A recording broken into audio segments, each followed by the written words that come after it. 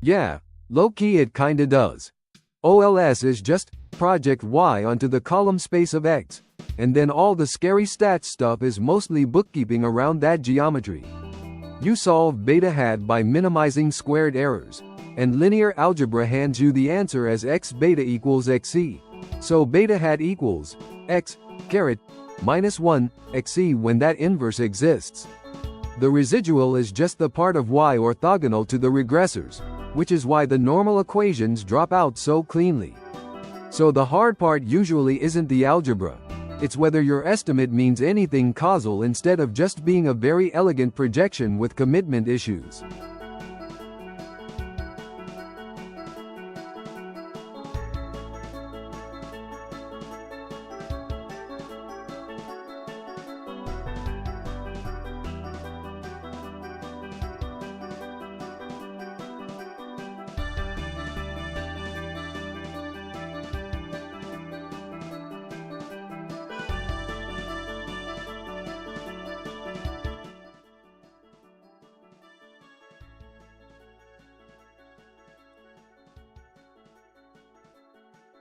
What up, people?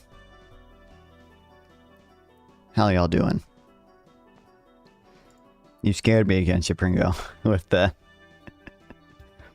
using Frank before I went live. Because he still responds to YouTube chat, at least when you do that.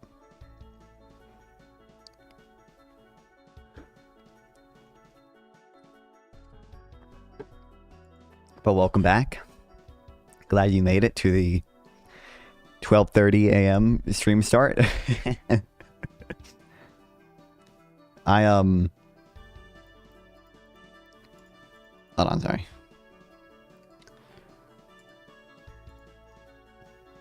Last night, I guess, is a weird way of phrasing it, given the timing of it or whatever. After I ended stream yesterday, I couldn't really sleep. I slept like maybe 3 hours or something. I don't even think that. And I had to go to my doctor's appointment. And I came back from that and I slept until like 10 p.m. So we're here now.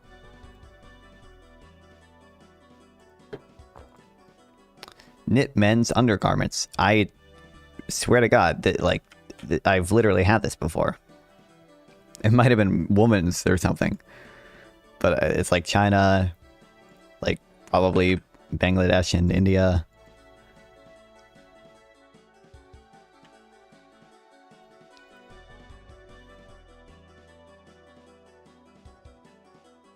I feel like it's India, but it might not be. It could be Vietnam. I guess. I'm gonna guess Vietnam. Literally top 3 so far already. Okay, I can be perfect. I can go for perfect. Okay. I feel like it could be India.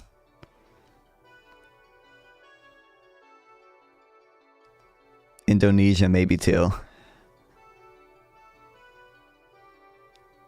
I don't think any Southeast Asian country is gonna be on there. Maybe Jordan and maybe Honduras or something.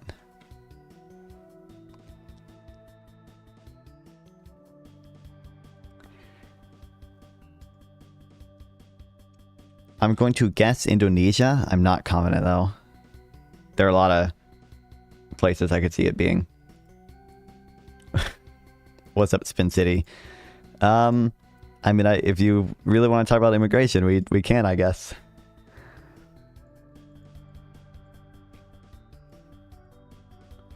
Fuck, I bet I'm gonna guess Jordan. Damn. I should have just gone with my gut. India and Sri Lanka. Okay. I'm sure, as always, this will be a very productive conversation. And what's up, buddy? What was that? Hold on a second. I gotta get my settings right. Okay.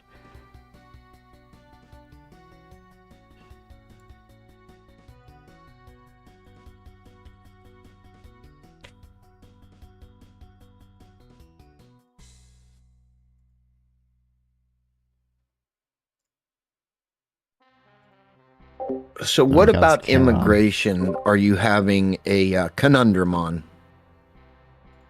Um, I wouldn't say I'm having a conundrum on it or anything. I was just planning on watching. There's this like liberal podcast, I guess, called The Argument, and they recently had a conversation about some immigration stuff, and I figured that I would watch it. Oh, okay. All right.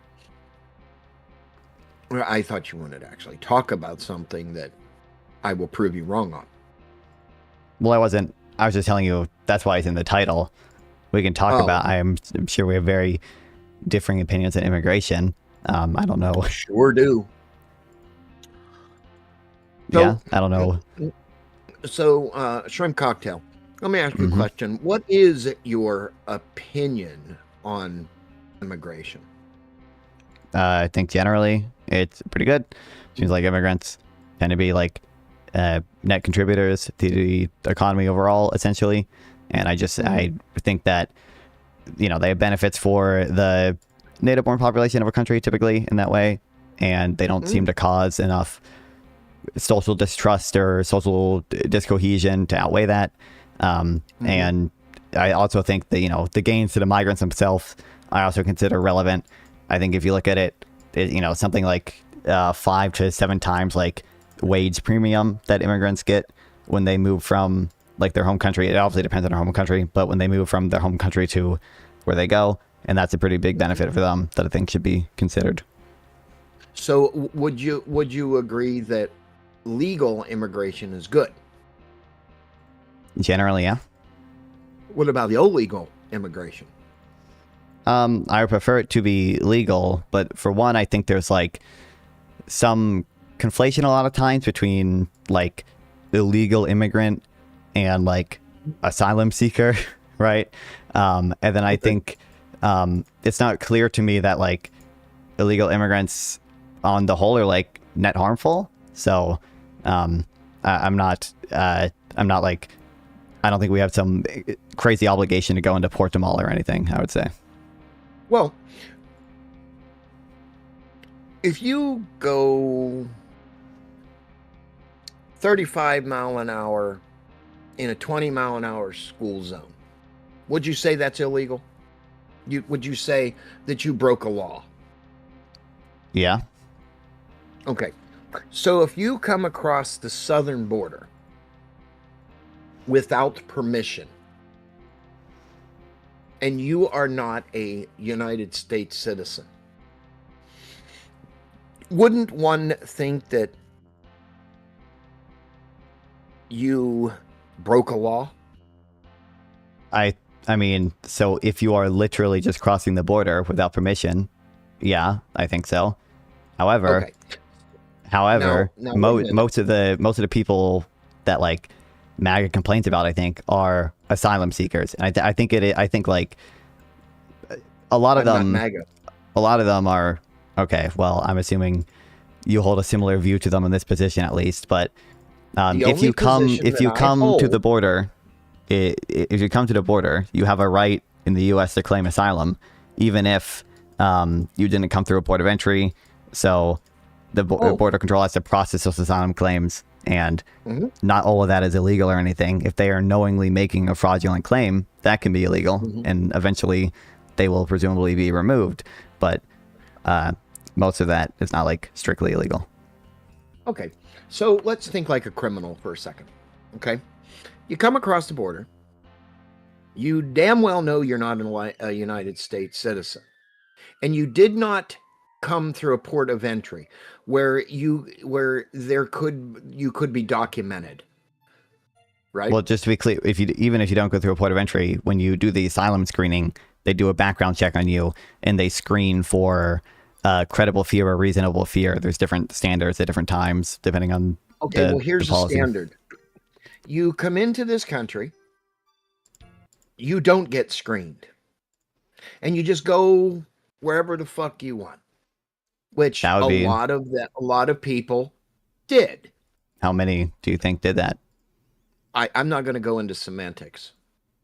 Not semantics. I'm saying like of Well, the immigrants that I'm not going to go into numbers because I've heard way too many different numbers. So I'm not going to okay. allude to a number that could be fact or fiction. Well, of Right? like just like what percent of the people that crossed the border under Biden's term do you think like got screened at asylum versus like 20%. 20%? I would say 20% of the people went through the port of entry. Okay. Wait, to be clear, again, you recognize that regardless of whether you come through a port of entry, you have a right to claim asylum, and when you do, you are You have the right screened. to claim. You're right. You have the right to claim asylum. I am talking about the other 80% that just crossed the border Okay, so it seems like what you're referring to and there, are but unaccounted for. I think you're confusing two things. So if you don't go to a port of entry, you still have a right to claim asylum, and when you do, or if you do, they do a background check and they screen you for certain things. There's a different president had different standards, and courts have at times ruled standards legal or illegal, but you screen for some type of credible fear that they might have that they're prosecuted in their home country. Sure. So even if you don't go to the port of entry, you're still subject to that type of screening. It seems like, though, what you're trying to refer to is what we call known gotaways. These are people who just evade border patrol entirely. So Known gotaways we actually have a pretty good immigrants. They're what? They are illegal immigrants. I agree. The known gotaways or the gotaways, period. Right? Yeah, the known gotaways are illegal immigrants, and so we have a pretty good idea. They're not going to go up to an immigration office and say, "Hey, I crossed your border illegally. I'm here to claim asylum." I agree. I'm not claiming. I don't know why you think I would. The name known gotaway suggests that they got away, right? They did not interact with border patrol. So what I'm telling you though is that we have a pretty good understanding of how many known gotaways there are because we have a decent amount of surveillance on the border. So I believe there were about 800,000 known gotaways under the entirety of Biden's term. Mm-hmm. Where are they? So just to be clear, do you recognize that's probably hold on. You said that like 80% of the immigrants coming over were these known gotaways. Do you think that that's still true? Statistically. Okay. So what would I need to show you to show that's not true, considering, like I said, I can pull up the number of known gotaways. Okay. And then we can just look at this known gotaways. Now, first of all, where are you getting your information from? Hopefully not CNN. A number of places. Well, so Customs and Border Patrol, I believe, are the ones that report the number. Okay, I first read about Customs. I would believe the Customs and Border Patrol more than I would trust any other source. Oh wait, okay, here we go. This is I found this graph. I can send it to you if you want. Send it to me. I'm here. How do I take a? Just take a screenshot of it. Send it to me. Yeah. This shows you the rate of known gotaways over time, and it's never the majority. It doesn't look like it ever goes over 40% even. Okay. I am okay. 40%. Let me see this. I mean, at its peak, it looks like it's come from. So I believe this is it's a graph by a blog post and from the Cato Institute. Okay. Show me from Customs and Border Protection percentages. So I doubt the Customs. I doubt the Customs.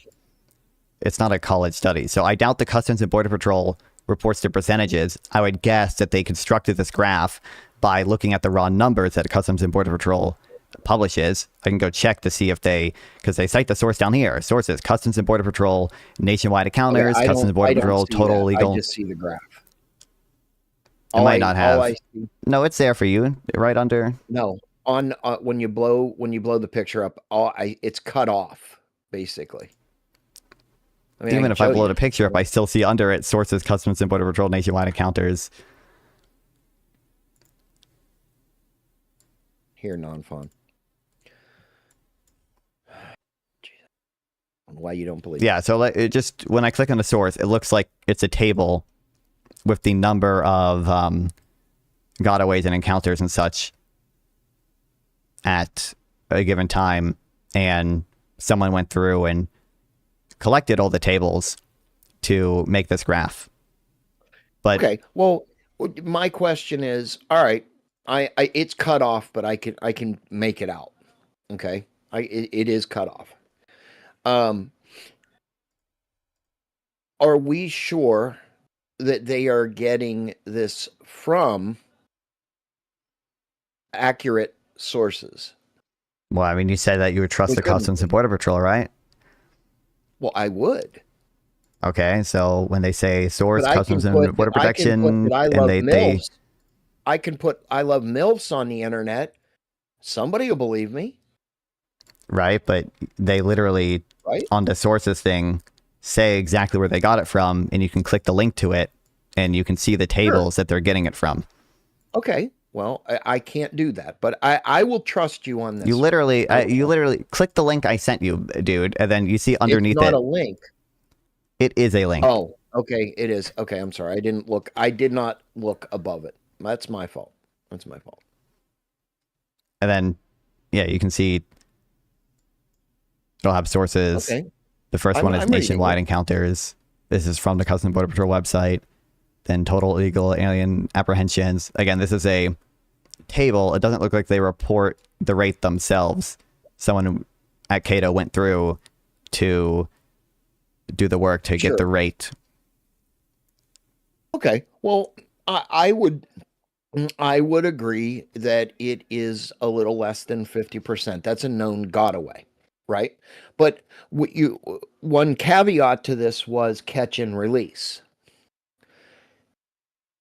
I mean, it doesn't even reach 40% ever, it looks like. So, actually, in 2006, it was 45%, but Yeah. it hasn't even been 40% since 2006, it looks like. 2000. Okay, I would agree. So I think with that's a that. little more than just less than 50% or whatever. And you can see for most of Biden's term, it was like not that high. So if we look at January 2021, 19%, February 2021, 19%, 20%, 15%, 18%, 23%. It looks like under Biden, it peaked February 2023 at 34.1%. Yep. Yeah.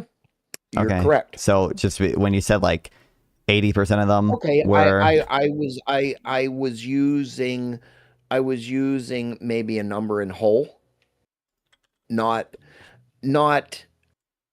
specifics. And you can laugh, and your chat's probably going fucking nuts, and that's fine. They can fuck off too. My point is, if there was not a problem and everybody did things legally, would we have the immigration problem that we have currently? Well, again, for one, I think when we say legal or illegally here, I think that a lot of people were making asylum claims that were kind of iffy or whatever, and really they were most interested in the economic benefits the U.S. has or whatever. But you still have a right to claim asylum. I think many of them probably did have, some type of credible fear or whatever.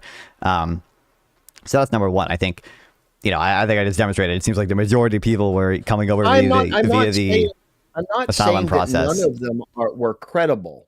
Okay, I'm not saying possibly over half of them were credible, but the problem where the problem lies is catch and release.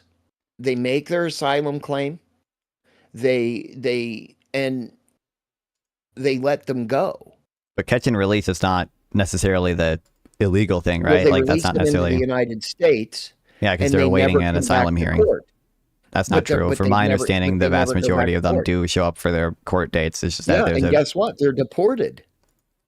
Some of them probably are, but A majority. that's a different claim than, I don't know if that's true, but that's a different claim than they're never seen again. They don't show up for the court hearings. It seems like, from my understanding, most of them do show up to their court hearings. It's probably down a bit by now. I don't know how the ICE deportations have affected that one, but from my understanding, the majority of them. Anybody that is in the United States, okay, has the right to due process.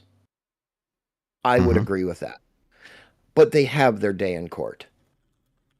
What the left's problem is judges or judicial magistrates or hearing officers are making the determination that their claim is bullshit, and or they are not here legally and they're being deported. Well, so that's the claim. Some leftists have somewhat of a problem with that, I guess. But like, what I was referring to with the icing, to be clear specifically, was that ICE is, deported people awaiting their court hearings, or like who show up to their court hearings, right? So probably there are a lot of asylum seekers who are a lot more hesitant to show up to court now because the administration is not favorable to them right now, and they think that ICE could potentially be there waiting to arrest them, right? So that's what I'm saying will affect that. But okay, so when they don't show up to court, they have now committed another crime. I don't know with certainty that that's a crime, but it is a crime. Okay.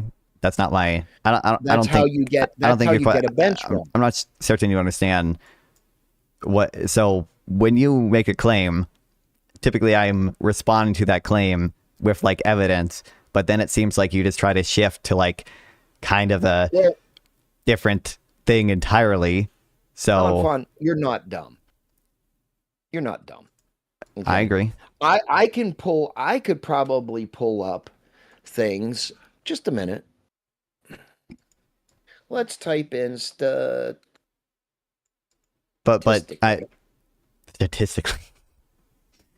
Well, you're showing me statistics. Yeah, I know. It's just funny to type that into Google. But what you said is that there's all these known gotaways or whatever, and they come to the U.S. and we never see them again. So number one, I demonstrated to you, and you conceded that the known gotaway rate is like under Biden peaked at 35%. It was only there for a short amount of time in 2023. It hasn't been over 50% ever, at least as far back as our records have. And then under Biden, never even got to 40% when you thought it was 80%. And then number two, with regards to like they're never seen again, whatever. It's my understanding, and I have like some data on this right now, I haven't done a deep dive on this or anything, is that most 83%, it seems like immigrants do show up to all of their required hearings. And then I said that maybe that's down by now because of the behavior of ICE with regards to deporting immigrants who show up to the court hearings. But historically, it's my understanding that the majority of them do show up to the hearings. I'm pulling something up here. 1 second. They are saying, I don't know if I can blow this up. Hold on a second.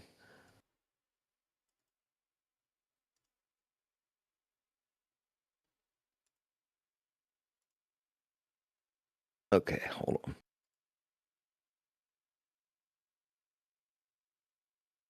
Come on, fucker. Okay, statistically, I don't know if you're going to be able to see this. I can't blow it up. But statistically, 7 out of 10 migrants in the last year and 3 months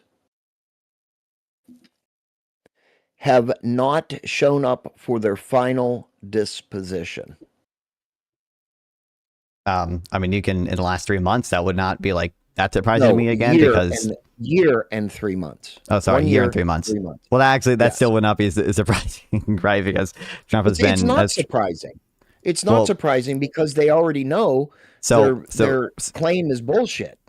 So number one, send that to me. It's like it could be. I'm saying it wouldn't be particularly surprising to me if that was true because of the current behavior of ICE with regards to waiting at courthouses to deport immigrants, sometimes before they even have their hearings, right? Under the Alien Enemies Act, they did that. That wouldn't be particularly surprising to me, although I'm not certain that it is true or anything. Right. Well, I mean,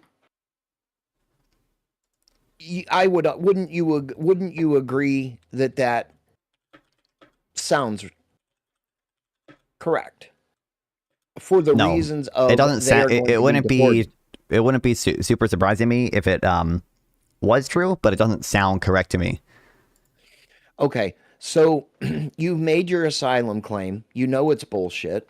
You may or may not have a criminal record in the country that you came from. You were caught and released in lightum of a hearing. But you're now in the US. You've been here for 4 years for semantics. And you've started a life. You're making better money. But in the back of your mind, you've stolen a security number or social security number. You've stolen the identity of someone to be able to make money.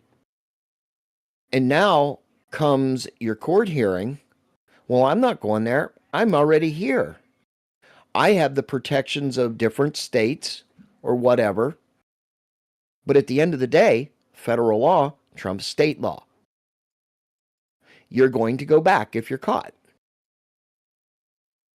Okay, so real quick, Go ahead. I'm looking at the source for this claim that you didn't send me. I just looked it up. It seems like it's referring to only a subset of family unit cases or whatever, and it's based on the testimony of one judge. And I'm not even certain. I think it's, well, I have to read more of this. I think it might only be about 700 cases. And that's obviously a lot more than 700 cases in the entire country.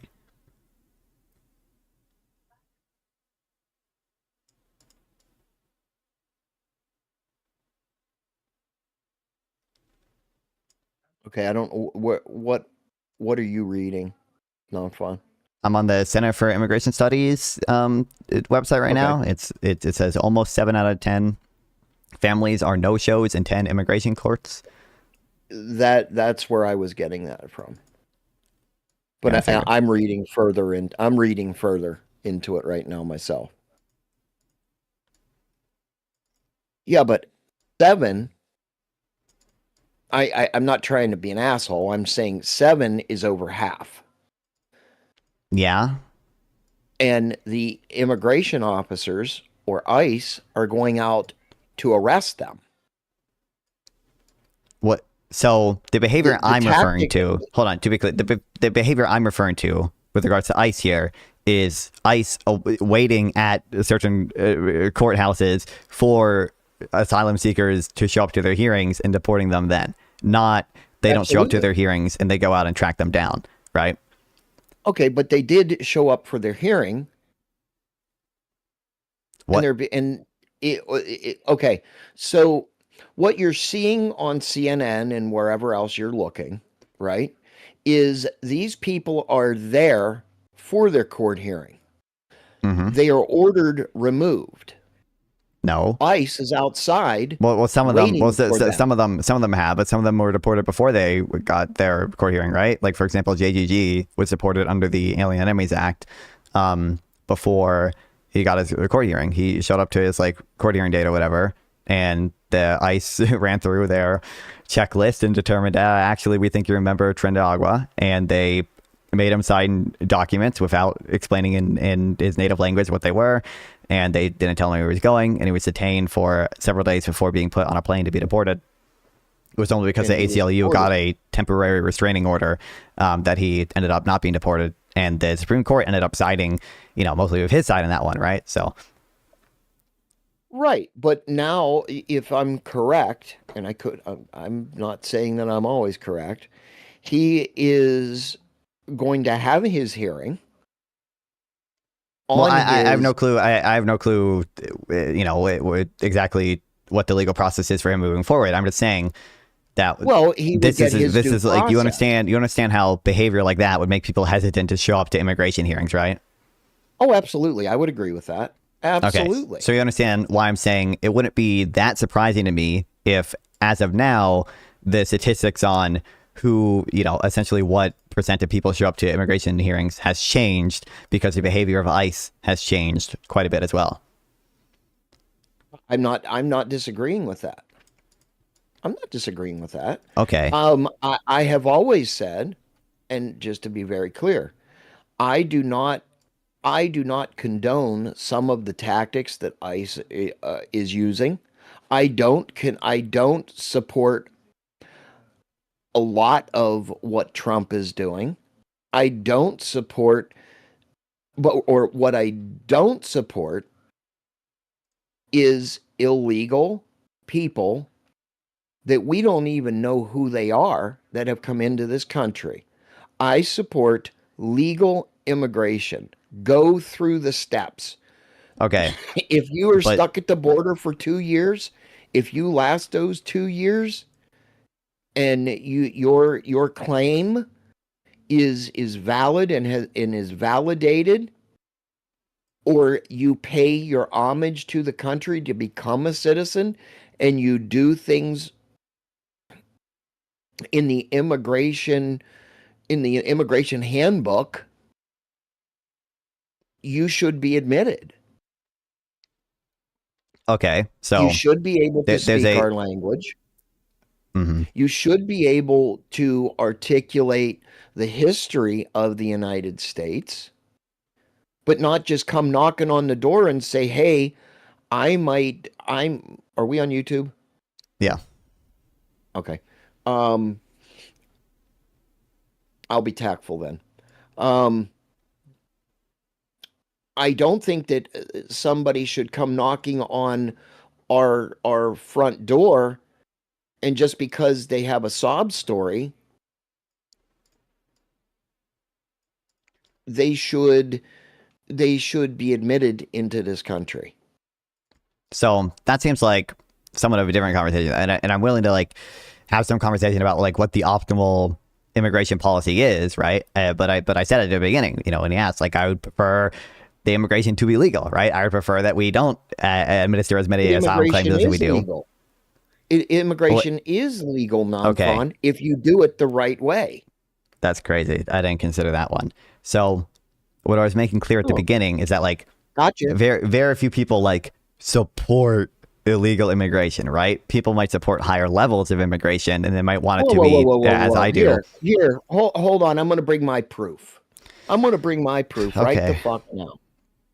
Now, mind you, I'm going to show you a video, okay, that I took or I streamed today.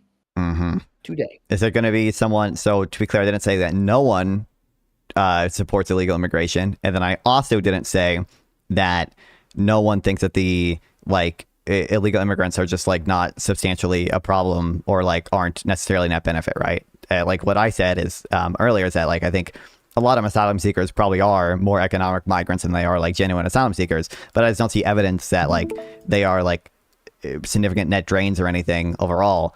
And I think what like therefore I think it doesn't make sense to deport them, and also it just is like not a big enough deal for me to like base my vote for the presidency based off that. And I also think if you're Now, appealing to the legality of it, you should be concerned about the illegal actions that Trump is doing on the border with regards to some of his right. executive Well, orders there. this is Portland, Oregon. Okay. This is Portland, Oregon. And they have some very radical people. What these people think is anybody should just be able to come here without consequence, without paying homage, without doing anything. And their ideology is nobody is illegal on stolen land. Would Wow. you agree that the United States of America is stolen land, or would you believe me when I tell you it was paid for? I mean, I don't really care that much, but like obviously I think there were like treaties with the Native Americans, for example, that we did violate, and that like I think it's fair to like call some land stolen or whatever. But like, I'm not that woke. Okay, I don't really care to talk about whether or not these two ladies right here, that is their argument, that okay. anybody and everybody there should not be borders. I'm not going to play it just because of TOS. Okay. I'm not. What do you? It's on your YouTube channel. You can't play because of TOS. What do you mean? It is privated on my YouTube channel. What could they have possibly said that it's like against TOS even? It wasn't them that said it. It was the person filming it, and his choice of words. Okay. Right. Bullying, making fun of whatever. Okay, that's against TOS. So I don't think I'll play it. I just don't want you to get a warning or a strike over it. Okay. I never said, to be clear, that there aren't people who support open borders, right? But I don't even think the people who support some type of open borders, like, yeah. But I don't even think they necessarily support illegal immigration, right? I think again they would prefer that immigration be legal. They'd prefer a law in which it was very easy to cross borders.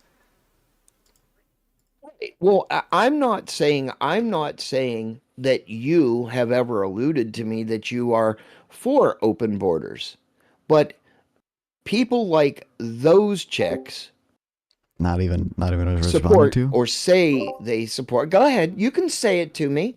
Say whatever you want. I said that's not even like responsive to what I said. I'm just saying, like, when there are people who support open borders, but again, I don't think that means that like they quote unquote support illegal immigration. I think they're arguing for a system of law in which it would be very easy to cross borders legally, not necessarily that. There is a system in place that lets you cross the borders legally.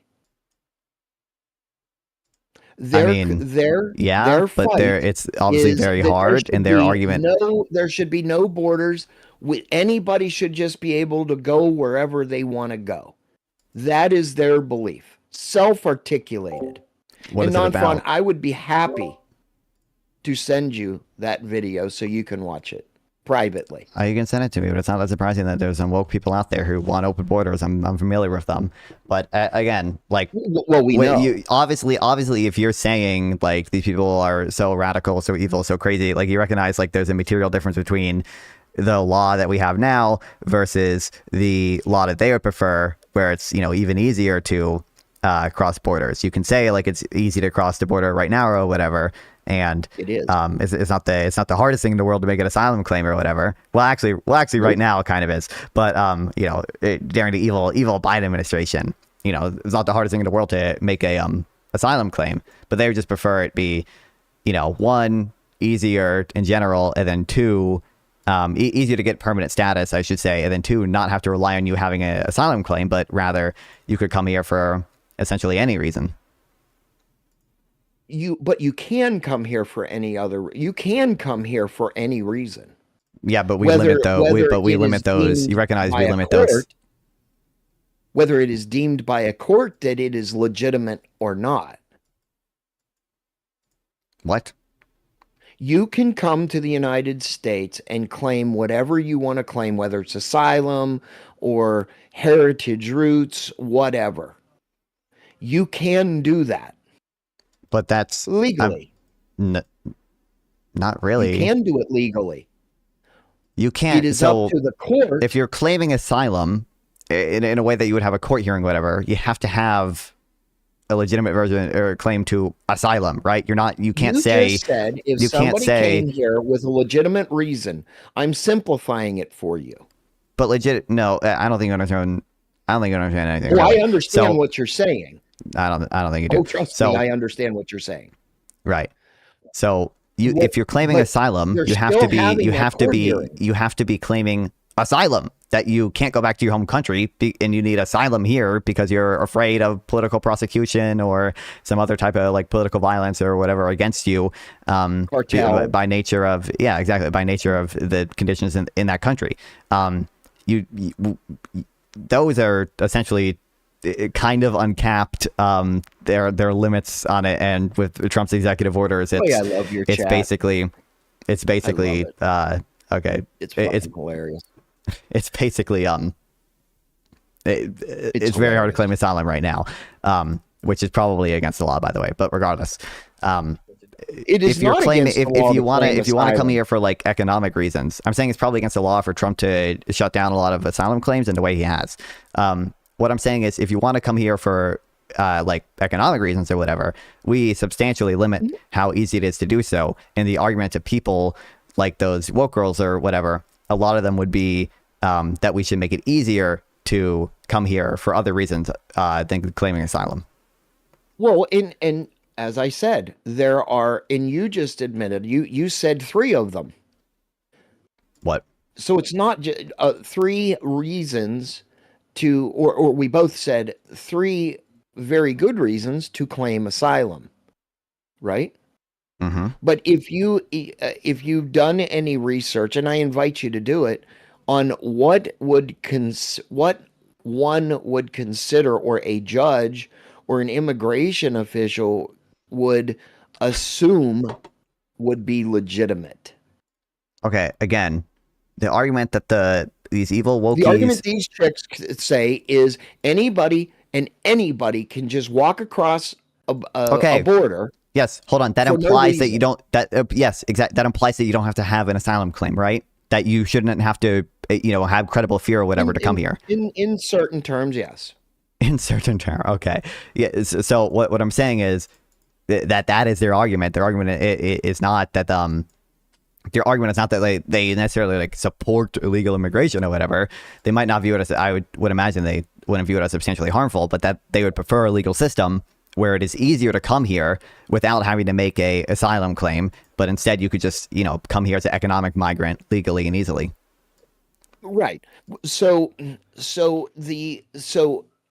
there is a system in place that allows that. That is called a work visa. But we limit those pretty heavily. It's very hard. Absolutely. There's like, our waiting lists like years, sometimes decades long, depending on the country. And then we limit how many green cards and stuff we give out every year. It depends on why they do that?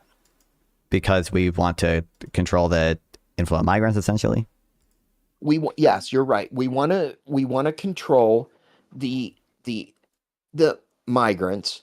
Plus, they would not want complete and total overrun by migrants, meaning they do not want to take potential jobs away from... Okay, but now we're switching to a claim, but now we're switching from creating a theory of mind for why people support these things, or like whether or not leftists support illegal immigration, to considering just the merits of immigration generally. And I'm willing to have that conversation too.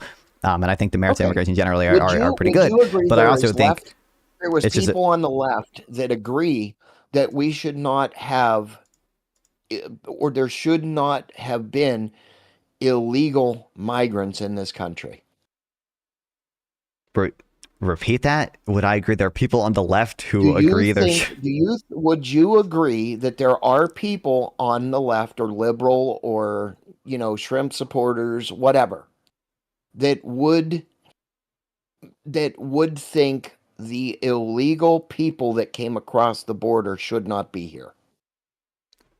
Obviously, yeah. Have you heard any of your friends say something like that? Or in your my circle? Friends? Yeah. I mean, I've seen like... It's a question, yes or no? I don't know if I would say I've seen any of my friends do it, but I've seen like, people, more political, like commentator people do it, I guess. Political commentator. I'm asking, okay, so let's narrow this down. Have you seen any politician or left politician say anything like that? I mean, yeah, a lot of them will openly say that they want to deport, like violent criminals, for example.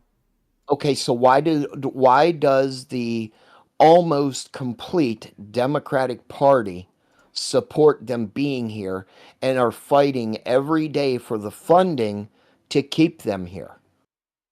So, because one, again, It's called the this Good is Buddy a system. of the what? It's called the Good Buddy system. Do you know what I mean by the Good Buddy I system? don't know you had a good buddy system, no. Unless you're Okay. insinuating that they're So only let doing it me because they so want let the me illegal so votes or whatever. okay. So the Good Buddy system is like you ask me to support you, right? As a Mm-hmm. friend.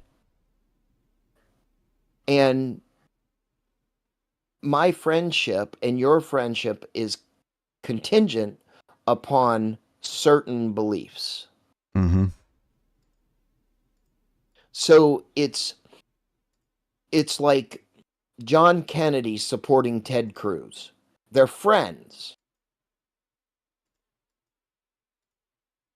You're my Mm-hmm. friend, so I'm going to support you. In turn, I'll support you in something I may or may not believe in. But we can have conversation about it. It's the friend system. Wow. Okay, I don't know what else to Generally take what away from that. happens. It's the Good Buddy system. Which, like, the Democrats are like utilizing how? Like, what's even?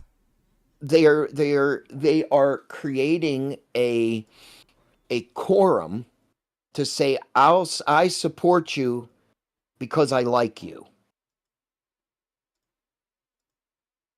And they all get into a big circle and have a circle jerk and say, yeah, we'll vote for that. We'll do this, we'll do that, we'll do this, we'll do that.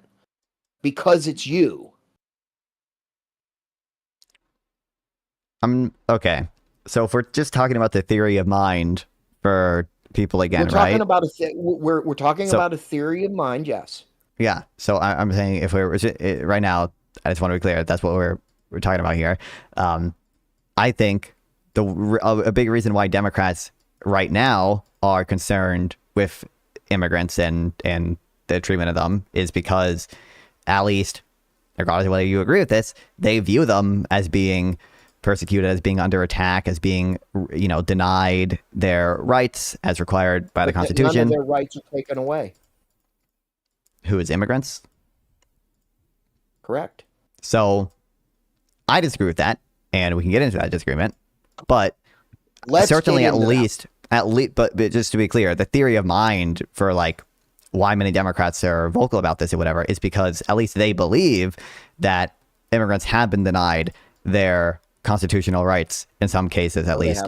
And I recognize you disagree with that. Again, this is why I made clear we're talking about a theory of mind here, right? Because you can disagree with the factual basis of that claim, but certainly, like, the reason many people are critical of ICE, critical of the deportations and such and vocal for immigrants is because they feel that, they have been denied their due process and other, constitutional rights.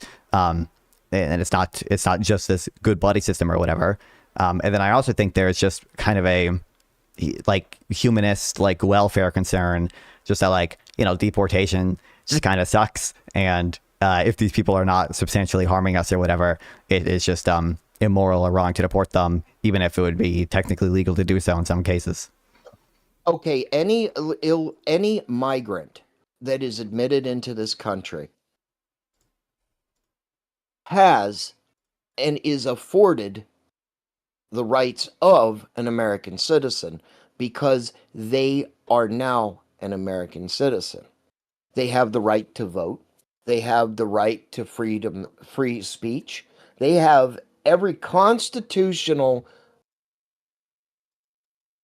amendment that is afforded to an American-born citizen. So give me one right that a legal migrant does not have. Tell me one.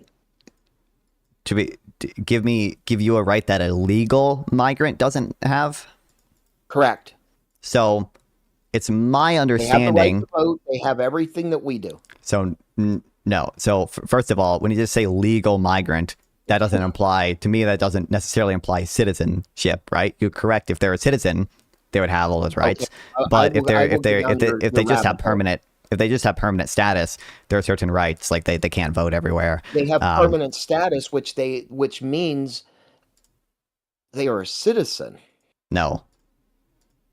Like a person who has an H-1B, I think legal permanent residence or whatever, I think is the thing or whatever. There are certain you can have like legal residence in the U.S. but not be a citizen, and you don't have all the rights as a citizen. Or lawful permanent resident, I think is what I'm thinking of. And I think like for example, lawful permanent resident. You know, for example, like someone with H-1B visa like can't vote in federal elections, but they do have like lawful permanent residence. But they are, but so then one could say that they are a citizen. No. Just because you can't vote in a federal election does not mean you don't have the rights of a U.S. citizen. It doesn't mean you determining the presidency. What? So there are probably other cases in which their rights are more limited or whatever. But one, you said there, you seem to initially even be unaware of the distinction there existing, and then you come to this country and you follow all the procedures to become a citizen of the United States. You, after the admission and you graduate and whatever the fuck. Once you become a citizen, yes, you're entitled to all the rights or whatever. But before you're a citizen, but that's doing it legally. What? But that is doing it legally. What we are arguing here is the people that have not done it, have not paid the $30,000 or $40,000 or whatever the fuck the case is. That doesn't seem like.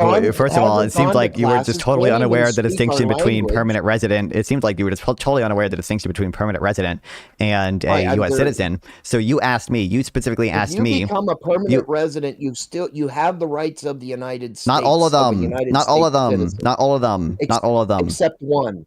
There's probably more than one. I'm not saying there could not be, but off the top of my head, I couldn't think of any other. I mean, I think so. I think your freedom of speech is more limited than for U.S. citizens. Now, I think I think Trump takes this too far when he revokes the like permits of people who are like, you know, anti-Israel or whatever. If I saw you out in public and I rolled up to you and said, "Go fuck yourself," you're telling me that I could be arrested? No. How did I imply that at all?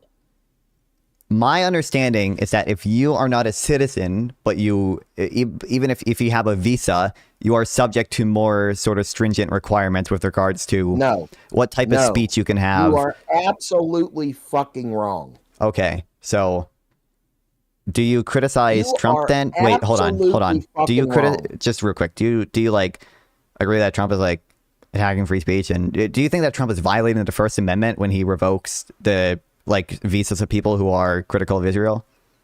No. Okay. So how does that? So would that not imply that people with a visa have a lower, like more stringent standards with regards to that than U.S. citizens? Because I can say the exact same things as people who visas have been revoked or go to as many pro-Palestine protests as I want, and I will not be punished for that. Not in a legal context, but people. Okay, but I'm saying, and I'm not even the most pro-Palestine person in the world or anything, but I'm just saying I could go to all these pro-Palestine protests and say the same things in Palestine. I would never, be deported for that. I would never face any like legal repercussions for that. But there are people whose visas have been removed as a result of their speech on Israel. That becomes hate speech, which in most cases becomes a hate crime. Okay, that is what you're missing. But you understand, they're not even alleging hate speech in most of these people, right? I couldn't allude to it because I haven't seen it. Okay, but like for example, in the what was I'm the first? assuming. What was the name of the first big case about it? Mahmoud Khalil, I think was his name. They didn't allege hate speech from him. Yeah, that's him. They didn't allege hate speech. They just alleged That's Palestine. Palestine is not Israel. Oh. I said that to make you fucking laugh. I'm sorry. I said that to make you laugh, bro. I know better. Okay. I just said that to make you laugh. Good to know. Truthfully, I did. So there have already been a number, like this is a New York Times article that came out like a few days ago at this point. I can see it. You don't have to copy and paste it to me. Okay, sure. This is more I can recent. see your chat. I've got multiple screens. All right, this is more recent, but like they have a lot more guidelines now for who can be granted a visa when if you have sort of anti-Israel or pro-Palestine speech or whatever. And there have already been visas revoked. I don't know if they go over it in this article, but we can look up some of the revocations. There have been a number of visas revoked for people because of their speech on Palestine that you or I could say the exact same thing cannot be punished at all.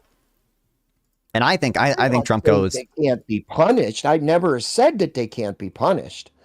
It is about the You text. said that people who have like law. You said people who have permanent residence are subject to all the same constitutional rights as U.S. citizens or whatever. Then you conceded they can't vote, and then I said it's also my understanding they're subject to more stringent sort of rules with regards to the speech they can express supporting, certain foreign designated terrorist groups or whatever, right? That speech you and I could say without any repercussions. But, if you say it as a visa holder or whatever, you can potentially face repercussions. Now, it's my understanding, or it's my view that, like, the actions of the Trump administration with regards to, like, the Palestine people is, number one, just, like, immoral, and I think it's sort of chilling freedom of speech at the very least, even if it's not a legal violation of it.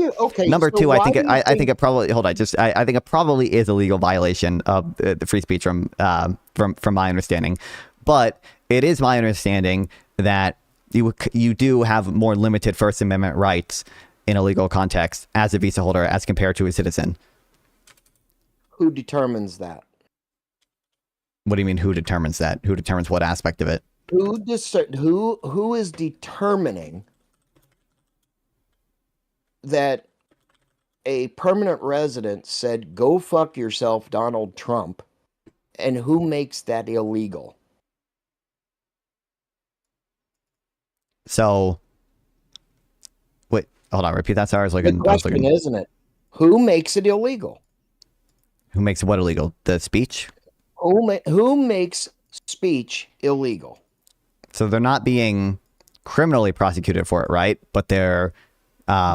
To my Their knowledge, visa's being taken away.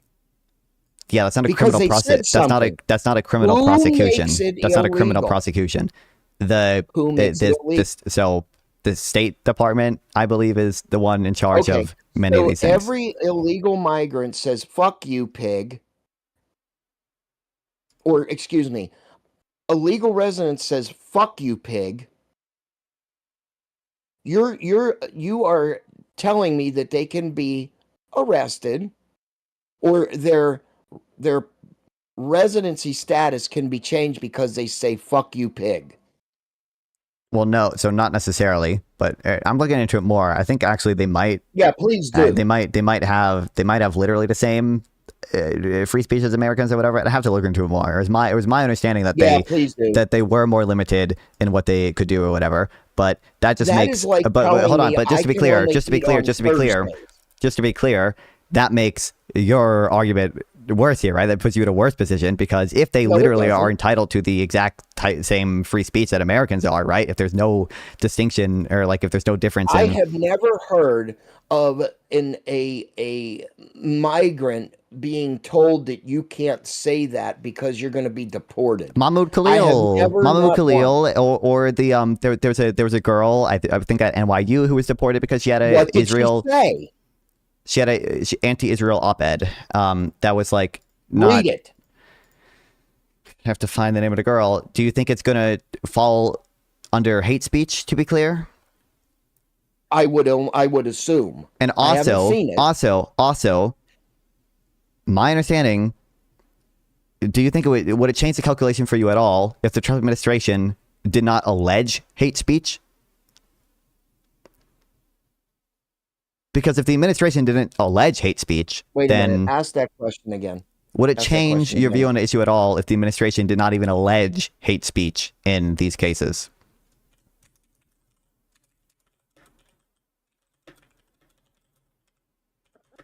I don't know. You don't know?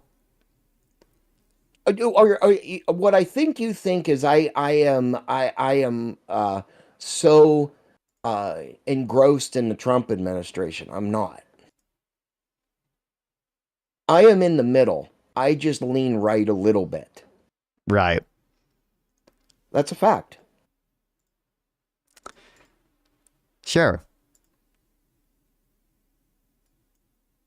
I want to make America great again. I want to be proud of the country I live in and for what the country stands for. I am pro-life. Mm-hmm. I believe in law and order.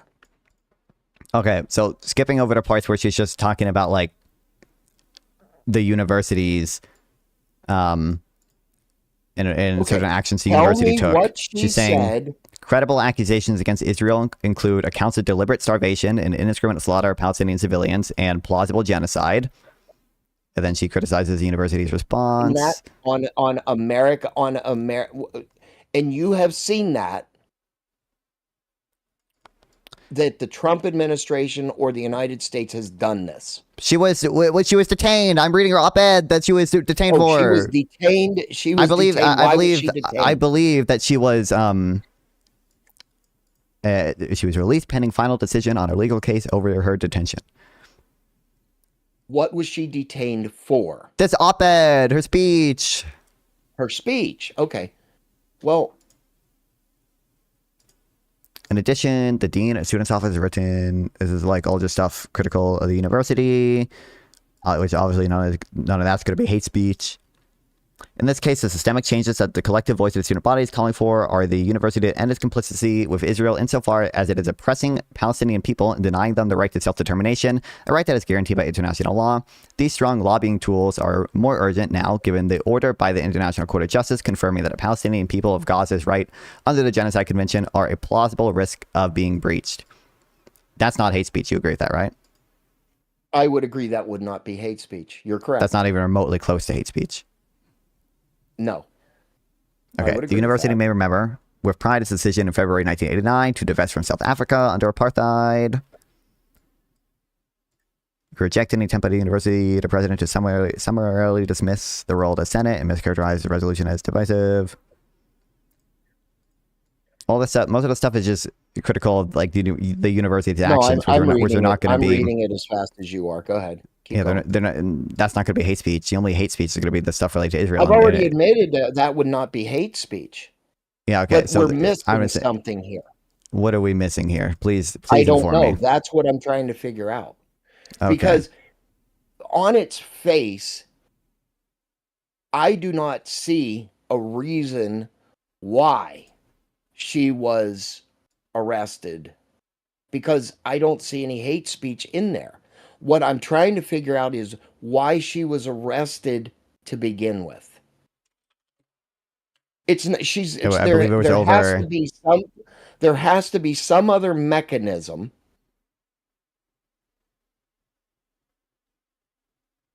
that she was arrested for, because in the United States you could not be arrested just because you said something. I don't care who you are. Well, technically, I'm sure there are instances where you could be arrested for it, but regardless. Okay, blow that up. Reasons below. Why were you removed or ordered removed? There are multiple cases in this document. This is not about her. Oh, okay. I thought it was still about her. Well, it's somewhere in this document is her. I have to find it. But it's not a scannable document or whatever. But I think that Oh, okay. All right. ACLU had something that maybe the documents are better. Hey, paste that into the back chat. Her name.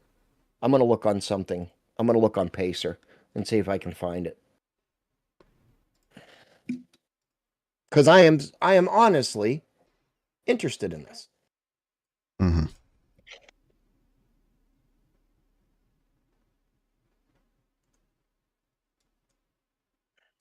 I have access to a system that you don't.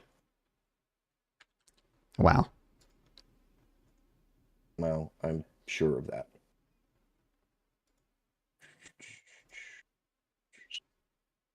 Come on, log in, bitch. There we go.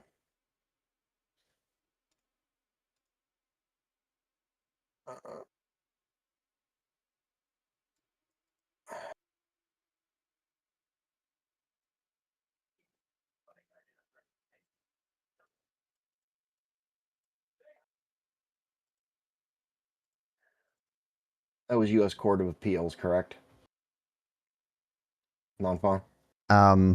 Yeah, but I think this is so. Some of the stuff is just about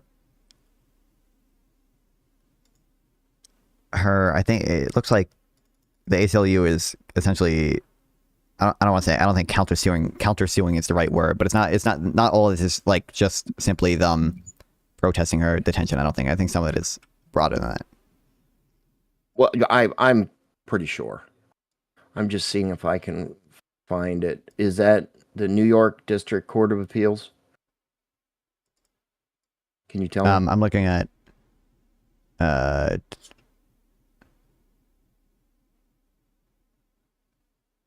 There's just not a broad search. You got to look per. Well, I'm on the ACLU's website, and they have Oh, I'm looking at the District Court of Massachusetts right now. This is where she first made her petition for like habeas relief. Okay.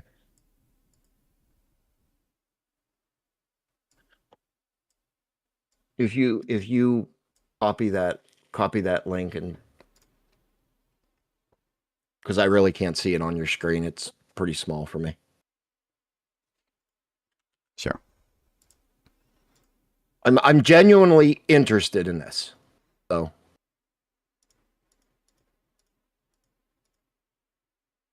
okay, I got it. Mm-hmm. I don't even know if she was given a motion to appear in this case. I don't know what it was called. What I'm trying to figure out is what the original charge was. Well, she wasn't charged with anything. Well, not charged, but she was detained for some reason. I want to know why. Yeah, because on its face, what she has said and what you have just shown me would not constitute hate speech or any type of speech that I would consider illegal.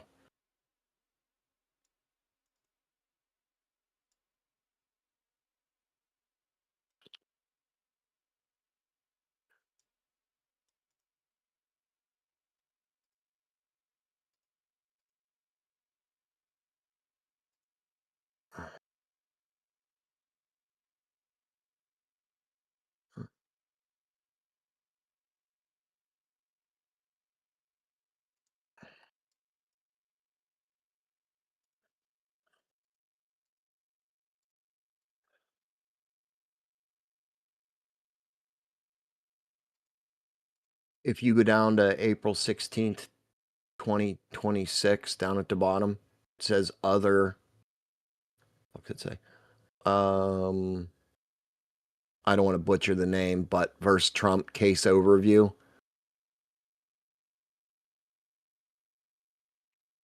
Yeah, what about it? It's an over the there's a summary of it. Well, yeah, but you don't want the summary, right? Because you want the initial allegation against her, right? Well, it's saying human rights violation, but it's not giving me the context of what human right violation. You're saying that she was accused of a human rights violation? Yes.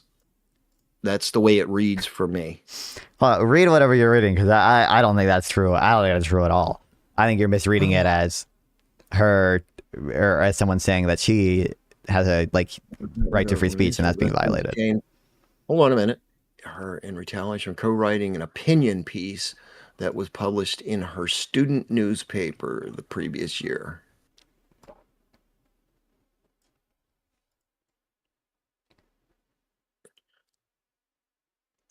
That lady was sent for a for-profit ICE prison in Louisiana for 45 days before being released on bail by a federal judge. She has not been charged with or accused of any crime, which we knew that.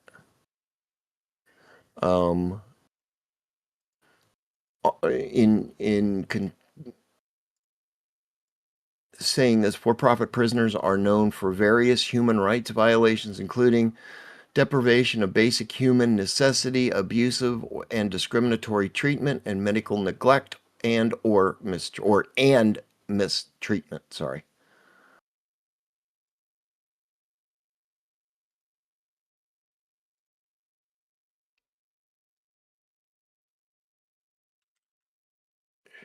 It seems like, I mean, there are DHS officials who say that the action they took they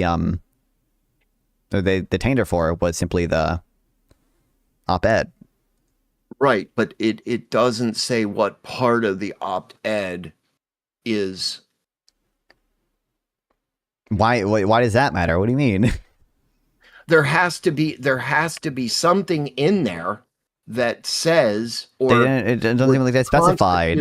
They said she engaged in anti-Israel activism in the wake of the Hamas attacks on Israelis on October 7, 2023. Specifically, she co-authored an op-ed article called "Toughs to Disclose its investments and investment companies with indirect." They are having their First Amendment right taken away. I mean, I'm not. Are you retarded? Do you think their DHS is going to come out and say that we're taking away the First Amendment right of someone? Of course not. No, I'm not. Okay, so then why would they say that? I didn't say that they did or they would. You just said that doesn't say their First Amendment right is being taken away. I do not see where they are saying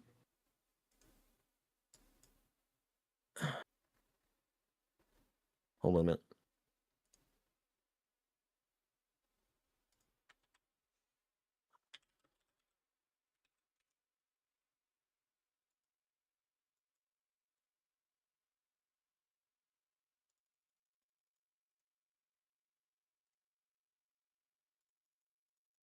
Just to be clear, you don't take the statement as she engaged in anti-Israel activity by writing this op-ed. You don't think that's what do you think that means?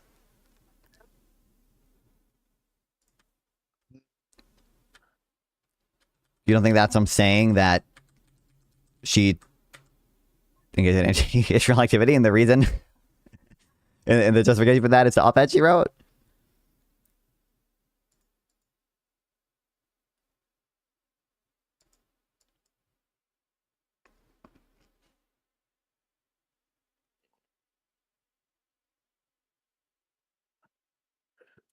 I don't know. I'm not. You don't know? No, I don't know. I mean, I'm just not seeing.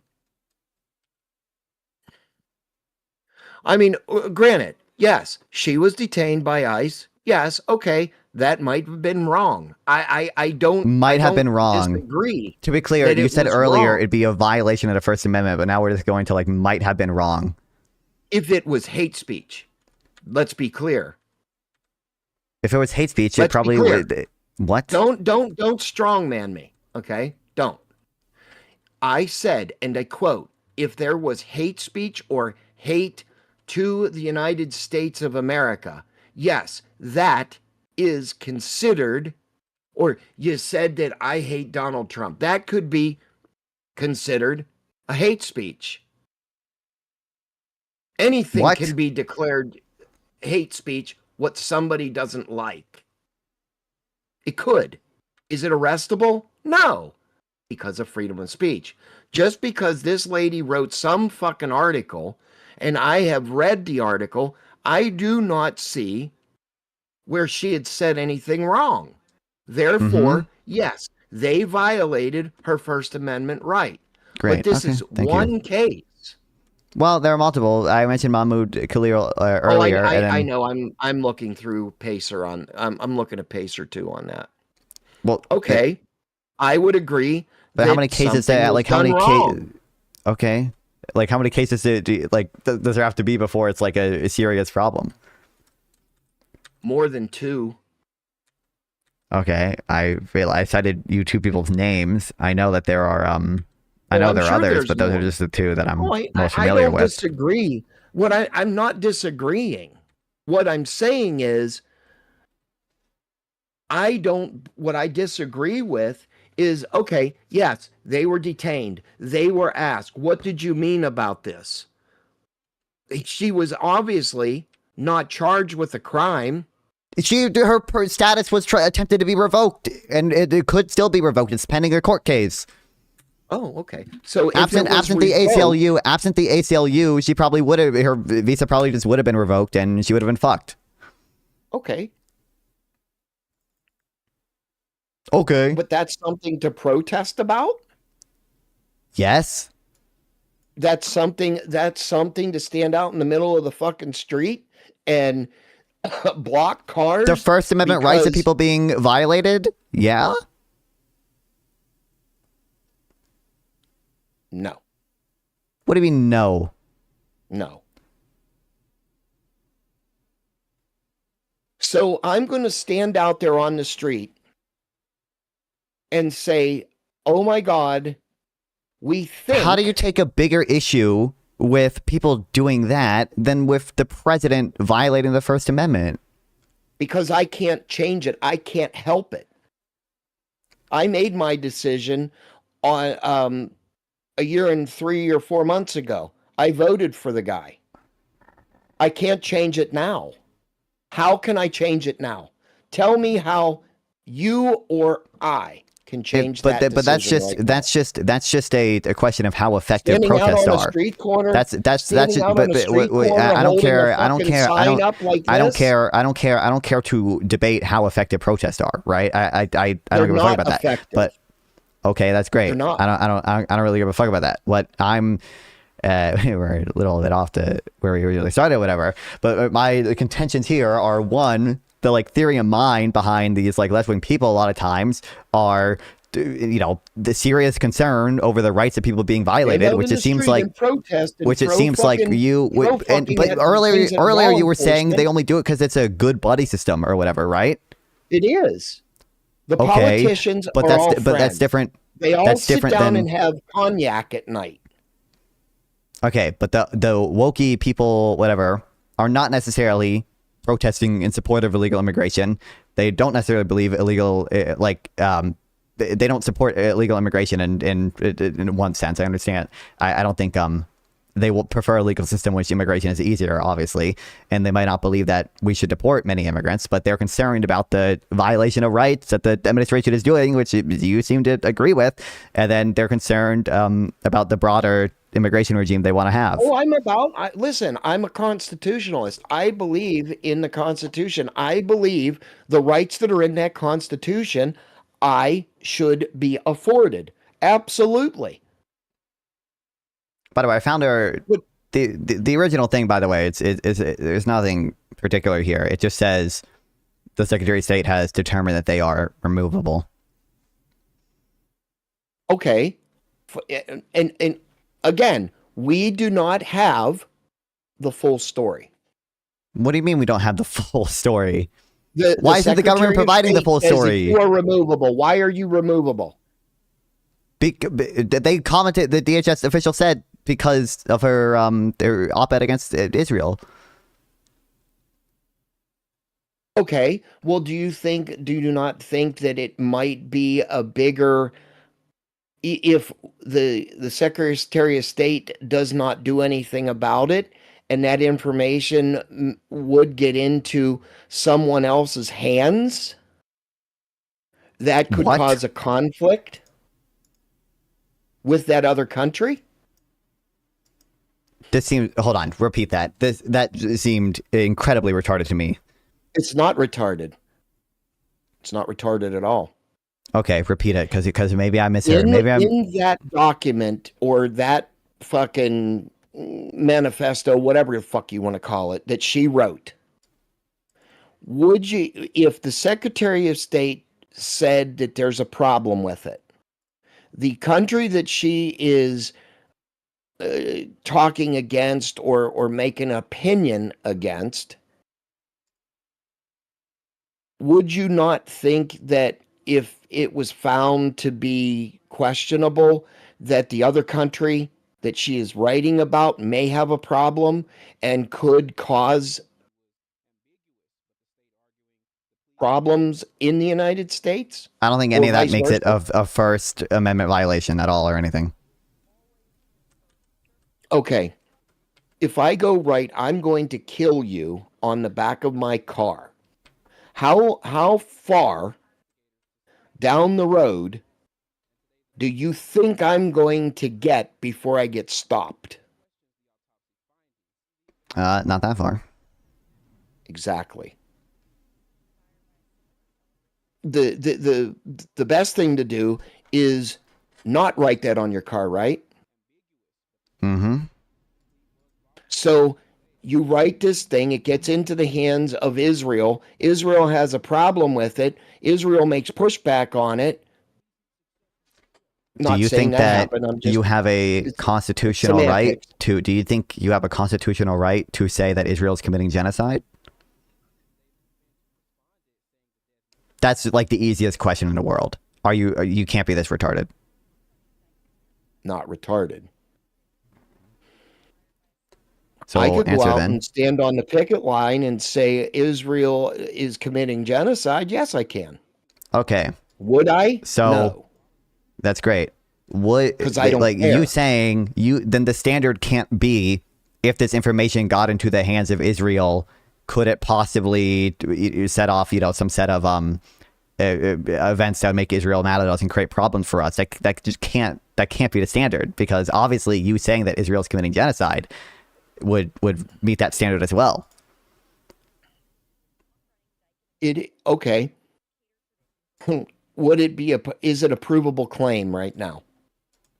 Is what a provable claim? Is Israel right now committing genocide? I don't think that's a provable Is it claim one way or provable? the other. Like, I mean, To I think her, that in that article, it is. she didn't really. I mean, she just said it. She didn't really make an argument for She that said it. in the article. That's the point. She said it. But yeah, That's the point. but you have a right to say. You have a right to say said even it. false things. You have the right to say false things, but what happens to somebody or one that would say the false You don't get your things to the visa wrong revoked. person? You don't get your visa revoked. You get in trouble. What, by getting your visa revoked? Whatever the consequence may be. Do you think it's a lawful consequence for your visa to be revoked? Do you think it's lawful to call the police and cause panic or SWAT somebody? No. Do you think it's a lawful consequence Excuse me? for your speech? You don't think so. So this is how retarded you are. Listen to my question. So you were to call the police as a joke and cause panic because that's or, not well, allowed. I even said that's as a not. You joke. can't do that. That's not what you said.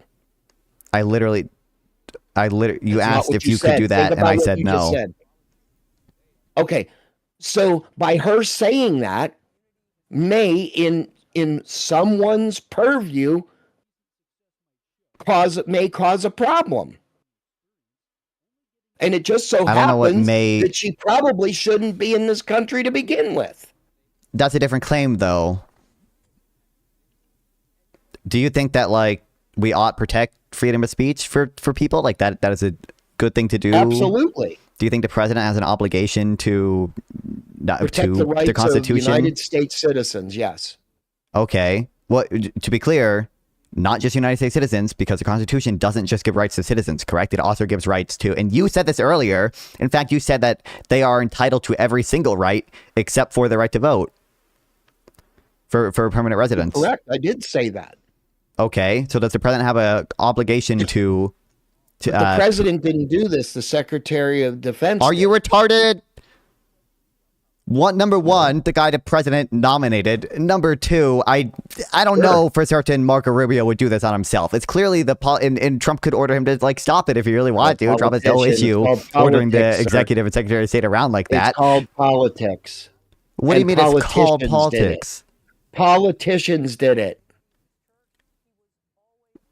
What? Okay. But you don't place any blame. You don't place any blame on Trump because quote politicians did it. How could we know that Trump knew about this? Because he has literally, at the very least, Mahmoud Khalil he's spoken about before. Okay, but this bitch, I'm talking about this bitch right here. I don't know. I don't know for certain if Trump himself has spoken about this girl, but he has certainly spoken about the issue broadly. Okay. Well, do you think that it would be appropriate for a immigrant or legal immigrant or whatever to come in and say whatever the fuck they want to bash the country? I think that if you like lawful resident has some right to free speech, and that doesn't mean they do. Literally they can whatever come up the and fuck. Tell you to go fuck yourself. What? Repeat that. They do. They have the freedom of speech to tell anybody to go get fucked. I think they have the freedom of speech to say Israel's committing genocide. Do you think they don't have that freedom? Wait a minute. Say that again. You broke up. I think they have the freedom of speech to say Israel is committing a genocide and my university should cut ties with Israel. I think that is their First Amendment right. Do you think that isn't the First Amendment right? That is the First Amendment right. Absolutely. Okay. So don't you think it like is bad that the administration But I have also that? agreed that this should not have happened. But you don't place like any significant blame on Trump. And then again, remember this all is coming back to the initial reason we got on this is because we were talking about the theory of mind with regard to why Democrats are like supportive of immigrants. Look right there. It says Trump says he is unaware of arrest of Turkish and he's going to look into it. Yeah. Says he will look into it.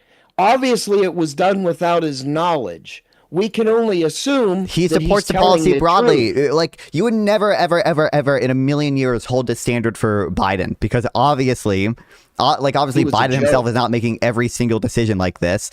But you still, nonetheless, we can place blame on Biden because he supports the policy package broadly. He nominates people who carry out the policy, and he could tell people not to do it. To be clear, this was a year ago at this point, and her case is still ongoing. So at the very least, if he failed in looking into it and then failed in telling them to dismiss the case.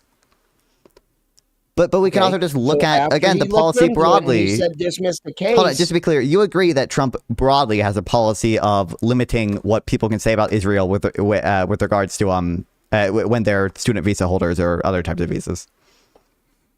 I don't know that to be a fact, so no, I would not concede to say that. Can't we like look up comments on Trump? Like, what do you think? I believe he literally. Show me.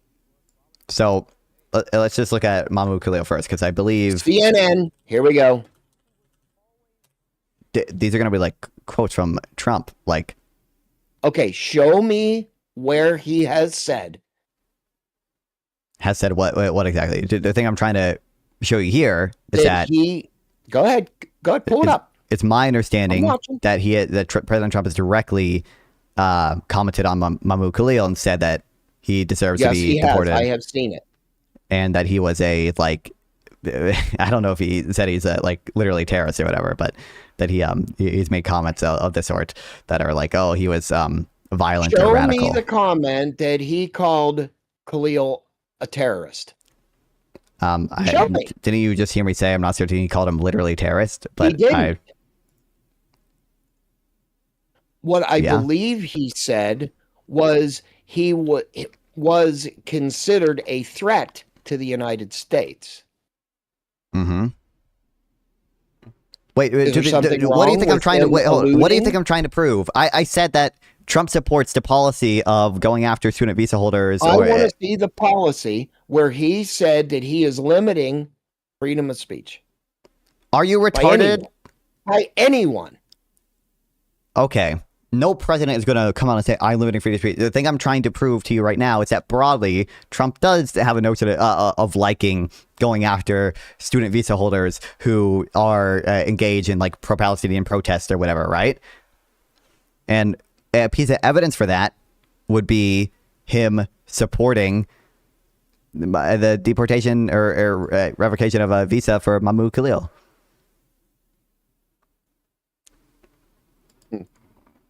Well, your chat hates me. Your fucking chat hates me. I don't care. See, chat, here's the problem. When you have two people that are willing to have a conversation. Hold on, just to be clear, here we go. I looked it up on YouTube. Trump calls for deportation of student Mahmoud Khalil. We ought to get him the hell out. Okay, and would you concede to saying that is on the information that he has been given? I think that, so regardless, I think that is evidence that he supports the policy broadly of deporting pro-Palestinian people who have student visas. Okay, what is pro-Palestinian people benefit? What is the benefit of pro-Palestinian irrelevant, totally irrelevant,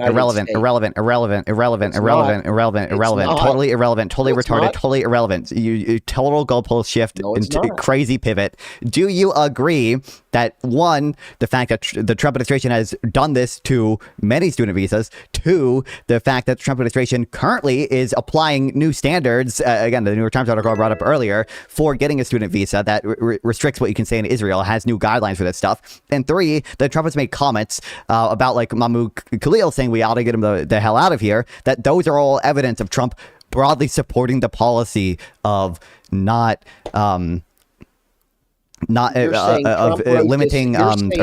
or removing student visas from people who are more pro-Palestinian. What you are alluding to is Trump wrote this policy. No, I'm not. I don't know. I'm saying that Trump broadly supports the policy. That Trump has this unwritten policy that you would never hold this for Biden. Do you think Biden was like himself, quote unquote, writing the policy on the border? Absolutely not. Okay, I don't even think he knew how do you it was then even how do there. you criticize? So then, like, I could say any of that shit about Biden. Does that make you have a more favorable view of Biden? It shouldn't. No. Exactly.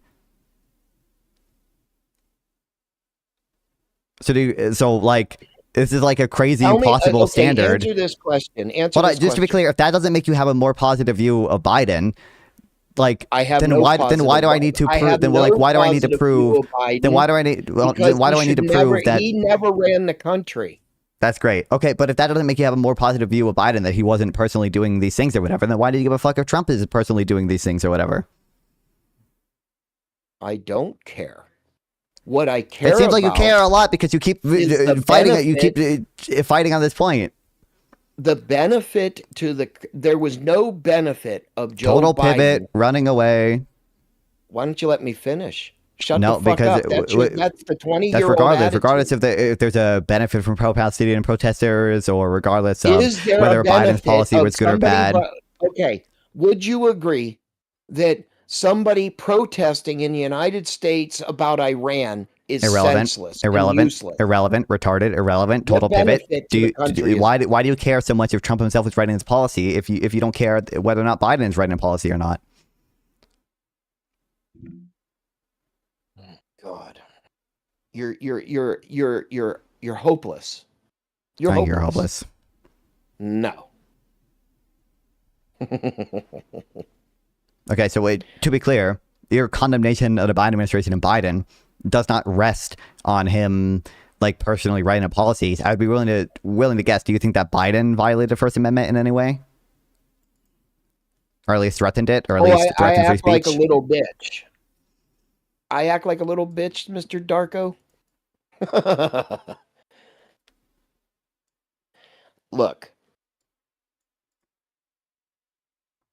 I want people in this country that would contribute to society.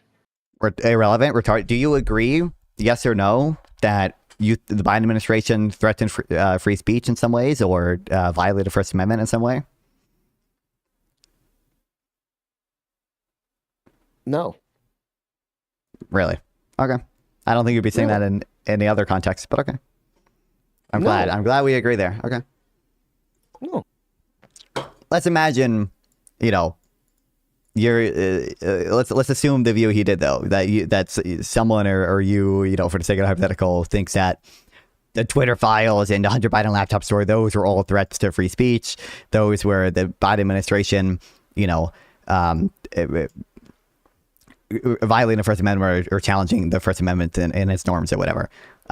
If you assume that view, do you think that your condemnation of Biden and the Democrats or Biden administration broadly rest on whether or not Biden personally knew about the Hunter Biden laptop story and the censoring of it? Because I don't think he did. Not initially, but not when it was happening. Okay, so that's a mute point. What do you mean He that's a mute did. point? It was proven that he did. It was proven that Biden knew. Could he I wasn't say even that he wasn't Daddy president at the knew? time. He wasn't president at the time Wait a of the minute, wait a initial minute. Could initial I- censoring of could it. I- It wasn't he? Wait a minute.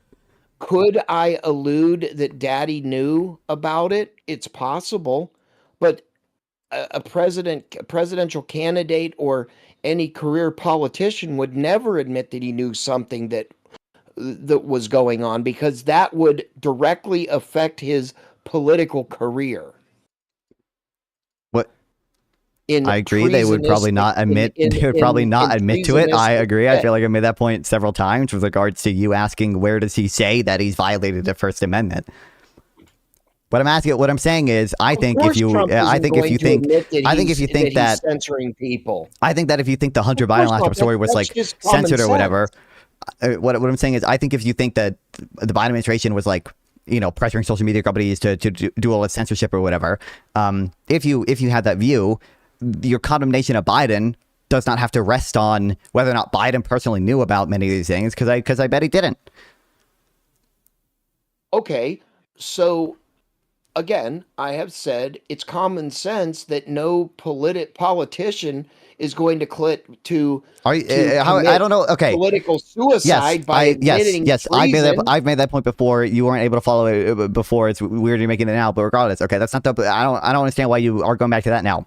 What I'm saying is, you seem to be super interested in whether or not Trump himself personally knew that all this girl did to get her visa revoked to write his op-ed, but you would never hold that standard, nor should you hold that standard to any other president ever, because they support the policy broadly, as I've pointed out, as I've given you evidence for, and they made the appointments themselves. Marco Rubio was appointed by Trump, right? And he's made comments to the effect of supporting, similar types of student actions with regards to student visas. Okay, so you being a college kid, being indoctrinated, so if you True. wrote something about the United States and it would catch the attention of the federal government, do you think it would be right? Would you say that is the right of, or freedom of speech? Would you argue it was freedom of speech? What do you mean? Would I argue it is freedom of speech? Would I argue that Would you argue? if they Would you argue that is what I wrote is considered under the First Amendment and freedom of speech? Yeah. If I was writing a legal defense of it, yeah. I mean, Okay. I wouldn't write it. So My lawyer would. if the federal government says that you have committed treason in Mhm. that speech, regardless of what it is, what would be your argument? Would it still be freedom of speech? it depends on what the allegation of treason is based off of, right? If they have physical evidence of me committing treason or something, then I'm not going to make definition of treason. I'm going by the textbook definition of treason. I don't know it's like crimes against against the state. I don't know the technical definition. I'm using semantics to try to prove a point. Hold on, just to be, I don't know what you think of proving her, or how that's even relevant. Do you agree that there can be physical evidence of treason, or at least conspiracy to commit treason? Okay, so this bitch said something that was... No, hold on. To be clear, just real quick, you agree that there can't be physical evidence of treason or conspiracy to commit treason? If I say if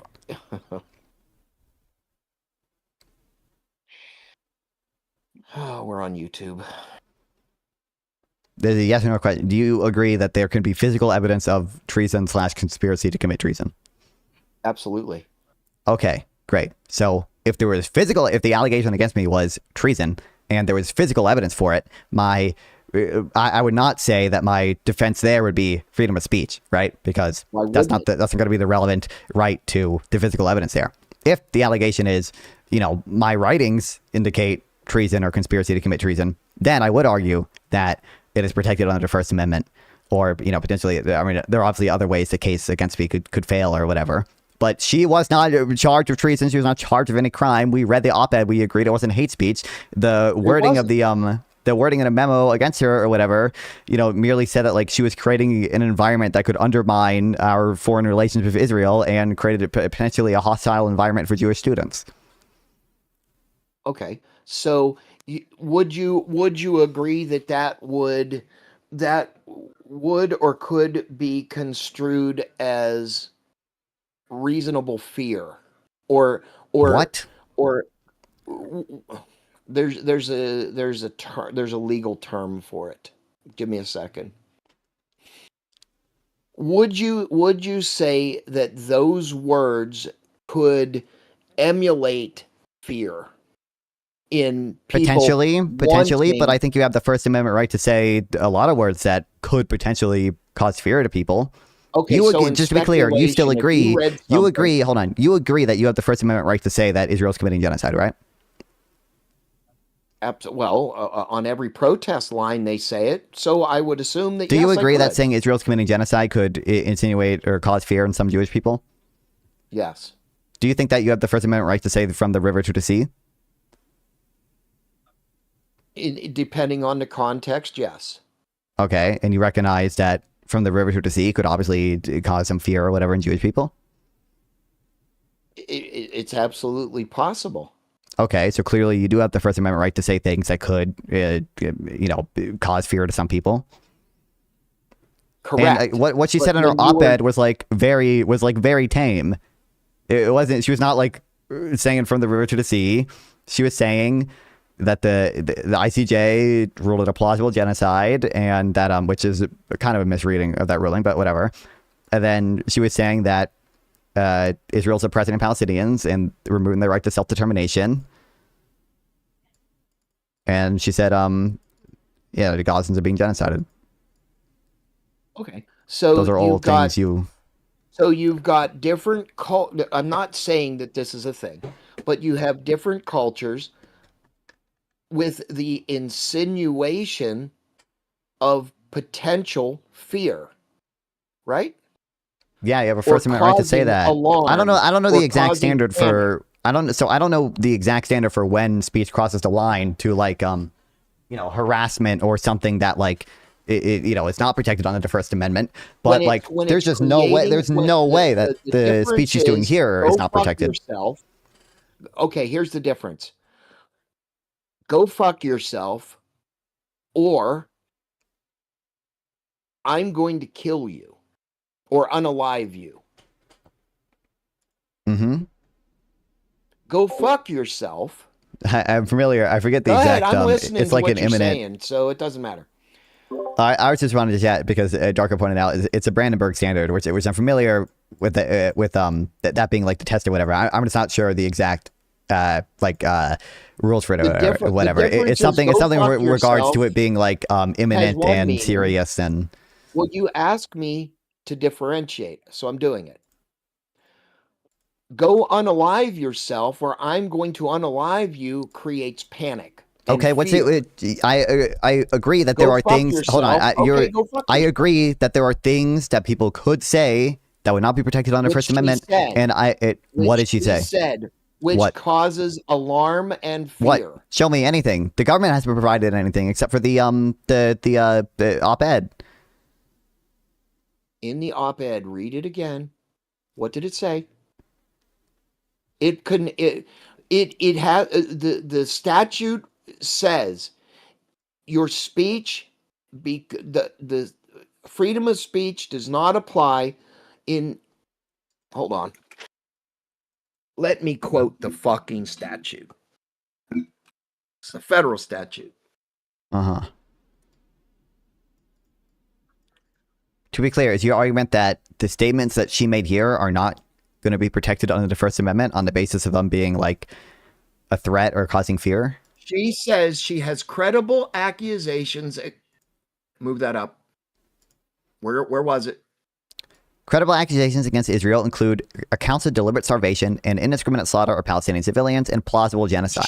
She has credible information that states No, that's not what she's saying. Number one, she says credible accusations against Israel. She's not saying that she personally has credible evidence of it. She's saying that credible organizations have made these accusations, or that there have been accusations made by credible people with evidence to substantiate them. But regardless, again, she could say, I think she has the right to lie if she wants to, right? I think that she has the First Amendment right to say that there are credible allegations that the Palestinians are.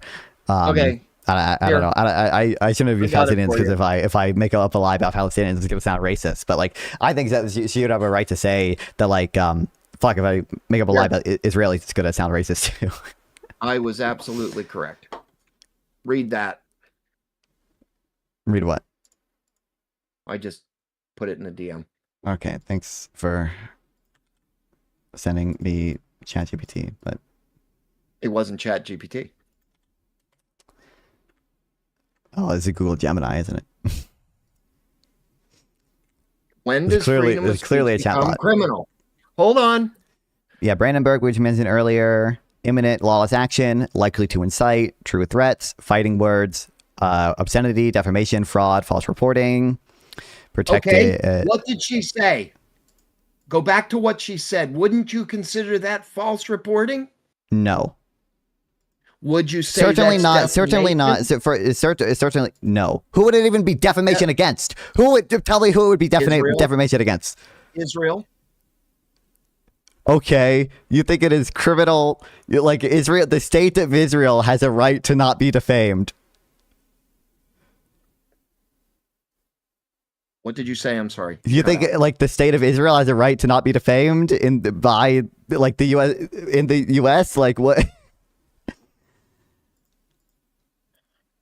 Protect practical. To be clear, this is insane. This is insane. You said that you had the First Amendment right to say from the river to the sea earlier. There's no way in which there's no way about how a shrimp dies. That's great. There's no way, but like you've directly contradicted that. Like there's no way in which the statements that you agreed were constitutional to say, which is one, from the river to the sea, and that two, Israel's committing genocide. There's no way in which those are constitutionally protected speech, but credible accusations against Israel include accounts of deliberate starvation and indiscriminate slaughter of Palestinians and plausible genocide. That is not protected speech. The first two statements are way more like severe, way more like potentially imminent or like way from the river to the sea. I would say it's like potentially imminent or whatever.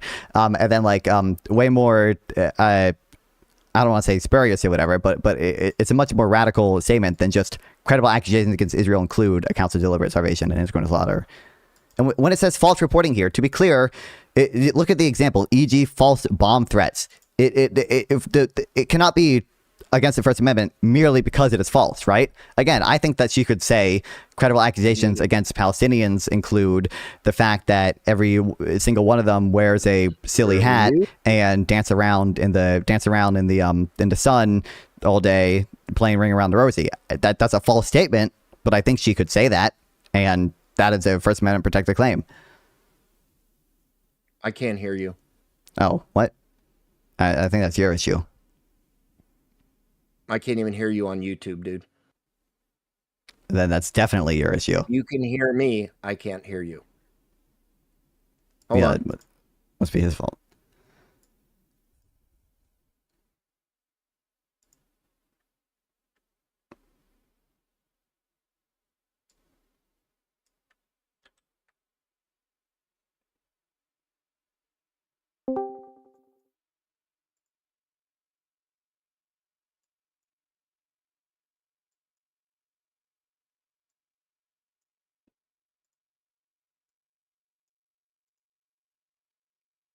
Literal statements about past actions, none of it is imminent. Yeah.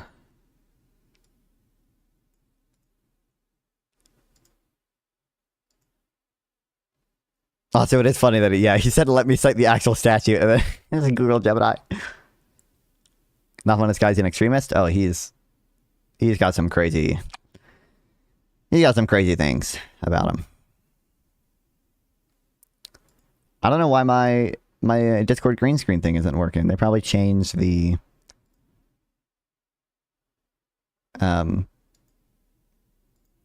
syntax of some of the things again. But nothing Claude Code can't fix. Probably not right now, but later on.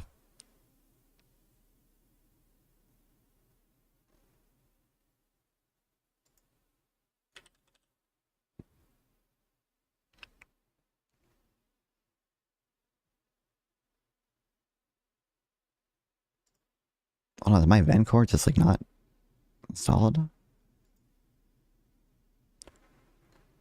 I have to restart my PC. Hold on a sec. Incredible.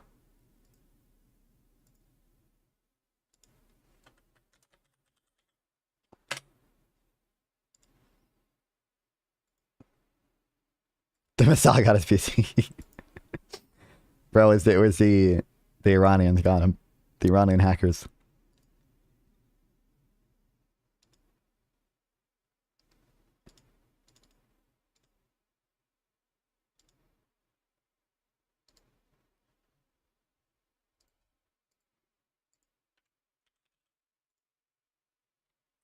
We're getting to the point where the government willingly have to turn over their citizens to allies for talking ill of their allies.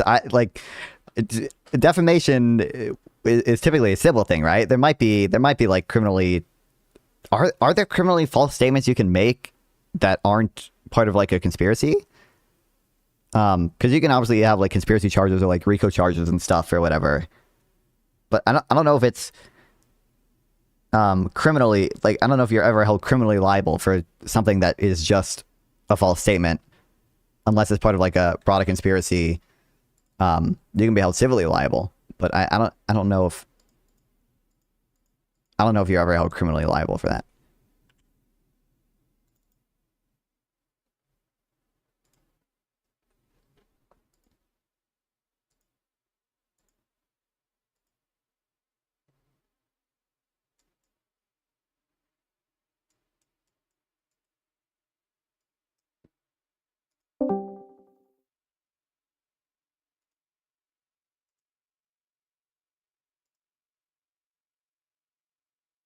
There we go.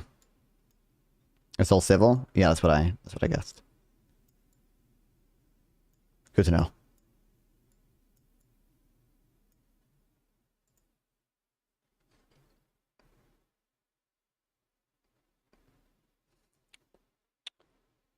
Oh shit. Hold on. My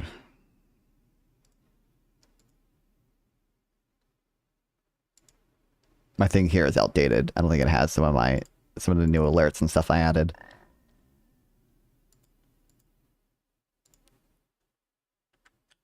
Definitely doesn't have Frank, but I can just add Frank.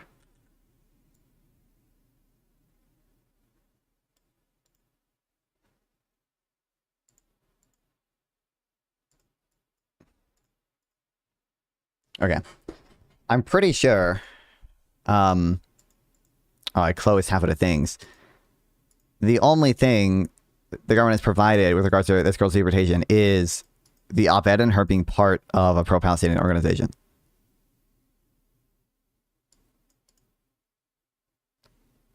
Like, this is a...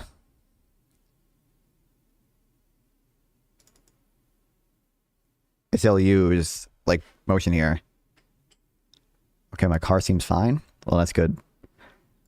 I'm wishing the North car good health. Her resident attention appeared to be based solely on her co-authorship of op-ed in her school newspaper. Please criticize university dismissals, blah, blah, blah.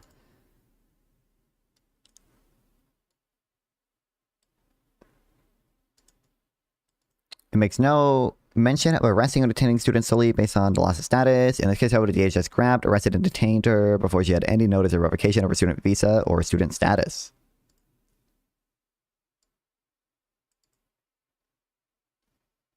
You have Discord open, by the way, on your display? Yeah, I know, because I was talking to Spin City a second ago, but his audio broke or whatever. He's restarting his PC.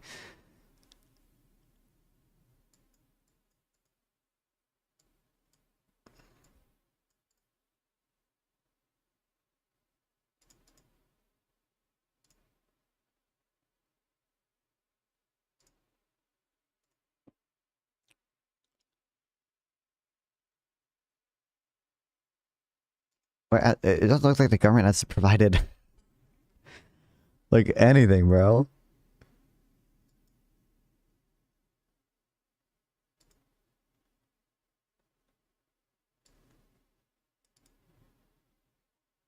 Well, when it says opinion and order, this is the judge, right?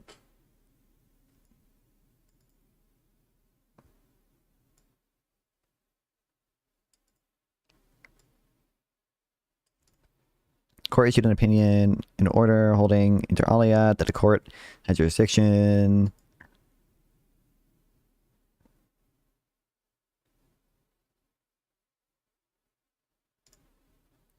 Facts of this case were largely set forth in the court's prior opinion and order issued April 18th, and again by the circuit court in its ruling issued May 7th. This court assumes familiarity with these facts. Briefly stated the case arises from the arrest and detention of the Turkish girl who entered the U.S. lawfully pursuant to a valid F1 student visa and approximately fucking kidnapped. Over the course of the next few hours, she was transported. Blah blah blah. To date, the only basis offered by the government to justify her arrest is a assessment by the Department of Homeland Security and ICE that she had been involved in associations that may undermine U.S. foreign policy. So this is it. Like running hostile violence for Jewish people and indicating support for a designated terrorist organization, including co-authoring an op-ed that found common cause with an organization that was later temporarily banned from campus. The op-ed in question, co-authored by the Turkish girl and 3 other Tufts students, criticized the university's response to 3 resolutions passed by the Tufts Community Union Senate and asked the university to acknowledge the Palestinian genocide and apologize for University President Sunil Kamar's statements, disclose his investments, and divest from companies with direct or indirect ties to Israel.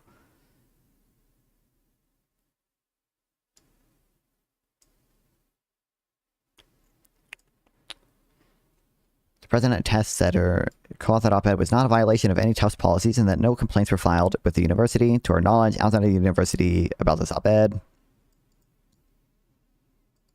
Op-eds on multiple sides of the issue with opinions that were shared just as strongly as the op-ed of her were co-authored.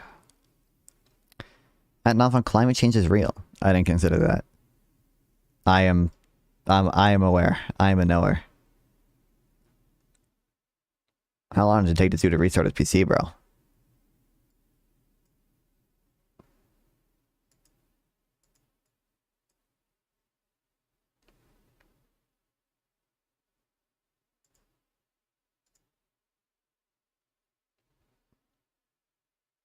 But welcome back, everyone. In the meantime, how y'all doing? I don't think I welcome back Salty or Elaney or anyone because I've been talking to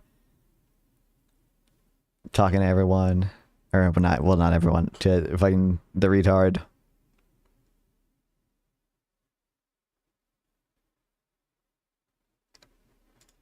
But I gotta get the featured chat thing in here too.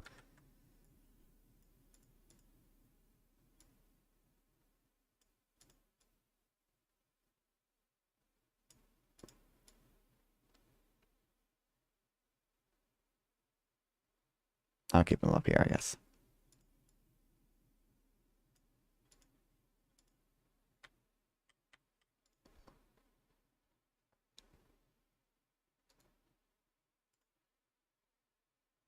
I miss non-font. I love that coin term, by the way. What coin term? Global neo-fascism. Oh, of course.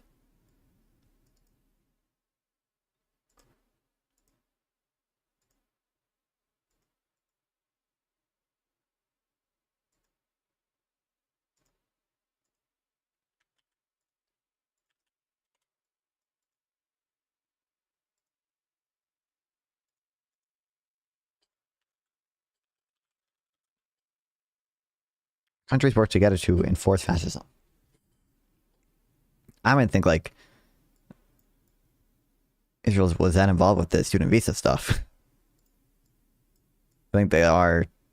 It does seem like Bibi basically convinced Trump to do some of the stuff in Iran, but April 18th, 2025 and May 7th, 2025, there were two other rulings. April 18th and May.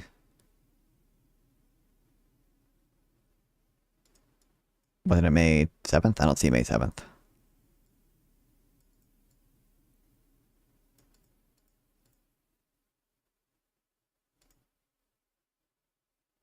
May 7th.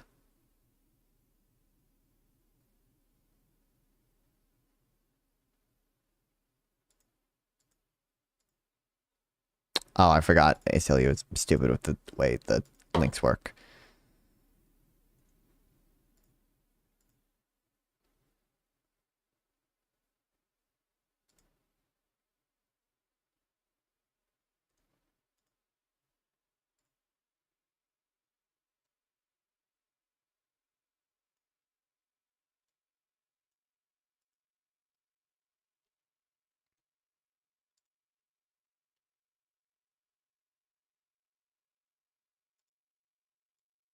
Let me grab this as well.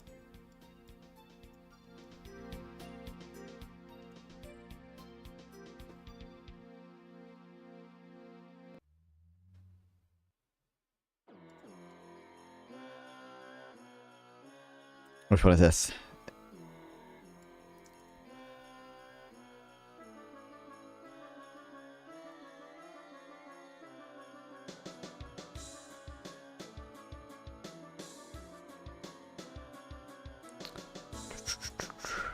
Court now turns to unfinished business concerning the claims of deliberate process privilege. Defendants' response to motions to intervene. Unsealing documents related to the deportations. Okay, based.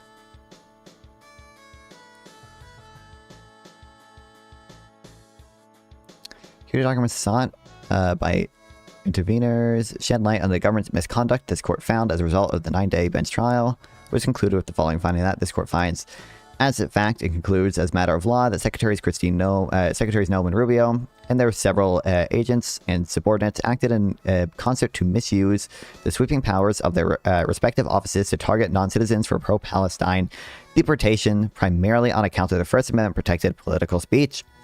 They did so in order to strike fear into similarly situated non-citizens, pro-Palestinian individuals, proactively and effectively curbing lawful pro-Palestinian speech and intentionally denying such individuals, including the plaintiffs here, their freedom of speech that is their right. Moreover, the effect of these targeted deportation proceedings continues to unconstitutionally chill freedom of speech to this day. Enough on free healthcare with private alternatives if you want something better opinion. I mean, I think it just depends on the scale of it, I guess. Like, I think there is going to have to, like, fundamentally be some type of public insurance. I think even even like the Republican proposals or whatever for like a lot of like individual health savings account kind of implicitly just create like some implicit insurance system insofar as they like will fund catastrophic care, right? But it just depends on the scale. I think I would worry about a public option being as big as it is in like most European countries that have a public option as compared to a single payer system. But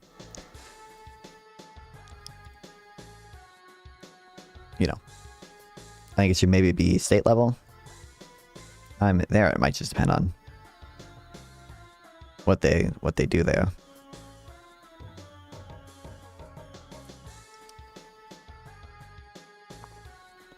Who pays for the free healthcare? Well, it's free at the point of use, right? It's obviously funded via tax revenue.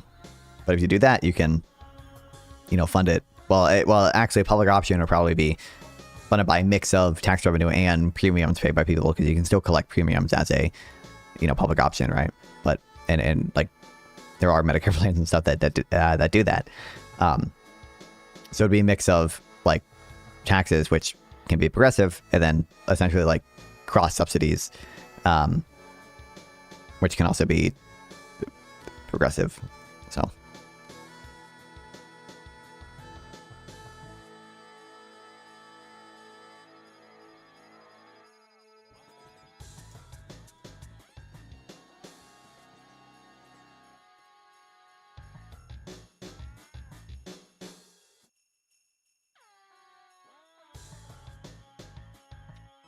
it says he's online in Discord.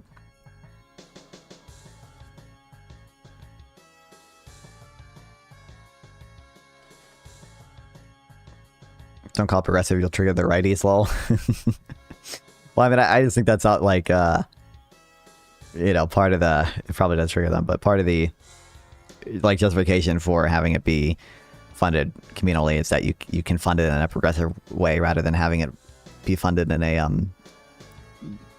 essentially regressive way, at least in the sense that the people who are just have certain pre-existing conditions or certain health issues that they probably don't have much control over. Obviously there are things like being obese or whatever that can affect it, but they would be paying primarily for their own care, at least depending on the exact proposal, because I don't know I don't know if Roggins have ever proposed a good alternative, really, but from my understanding, the other things they have proposed is usually like a government kind of subsidized or like at least untaxed like individual health savings account, and then attached to it like catastrophic care insurance, essentially. This misinformation, you can get banned for spreading misinformation and not fun shit. True. Look at all the companies and billionaires that moved to Texas and Florida. What are we talking about that for? Billionaires don't leave because of tax. Oh, I mean, I think there is evidence for some amount of capital flight in between like European countries. I think it'd be harder if you did it on the federal level in the U.S. to flee, because we have citizen-based taxes. But on a state level, you probably would see a decent amount of capital flight. Although I'm not sure there's much empirical evidence on, specifically in U.S. states, how much it happens.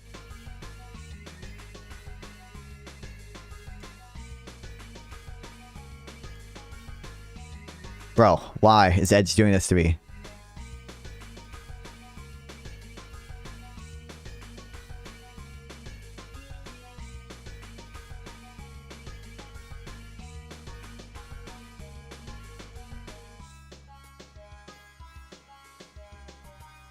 Okay, well, I guess until it comes back. Got other stuff.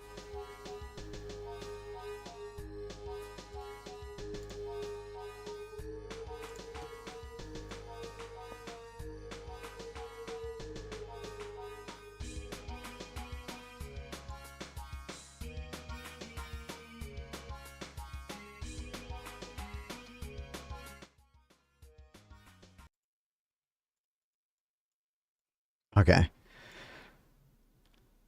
Good thing Shapringo's not here. He's gonna say I'm carrying water for Socialist. The fucking I've come to debate you. I don't know who you are, Sneaking Skeleton 132. I see Bone. Why is Bones in a waiting room? Are his Bones' YouTube channel Sneaky Skeleton? Tax doesn't destroy economy, guy. Well, depends. Oh, debate challenger? Don't know about what.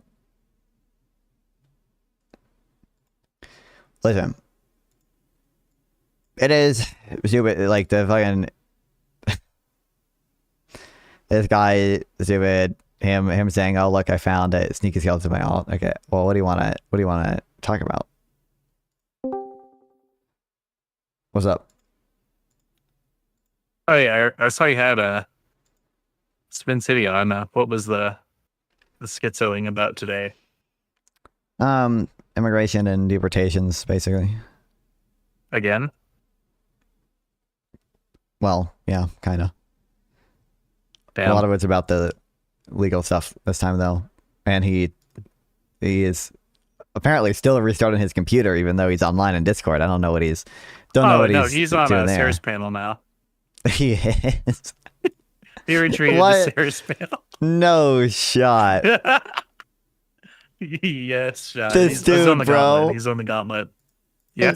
Well, sure, you don't I'm have with to you. agree. You don't have to agree with me, right? I Oh my god. What are they talking about here? And he's actually standing in Eugenics? the backdrop. Yeah. Yeah, I What did the not want hell? to touch that Insane. panel with like a 39-foot bull. Real quick, because it seemed to me like you were saying that it's documented eugenics against like Israel. We got to stop with that. have We got to stop. eugenics. Eugenics against Israel? What are they talking about? What are they on about?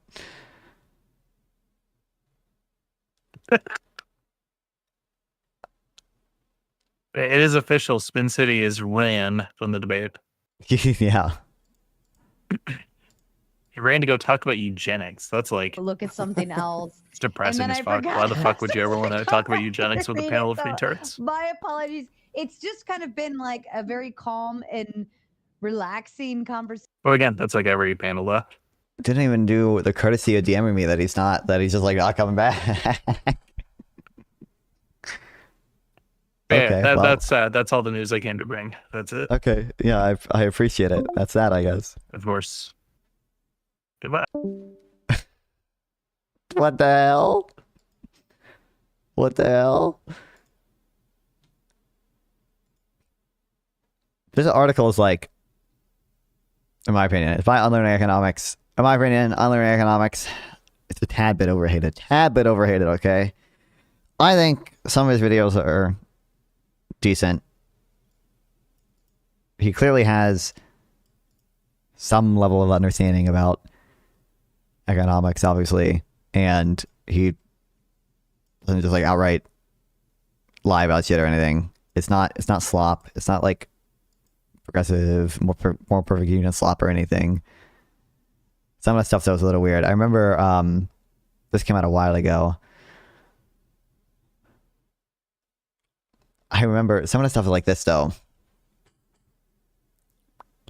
My opinion, the strangest spin by Diamond and Co. is to frame the combination of poorer residents staying and richer residents moving as a bad thing.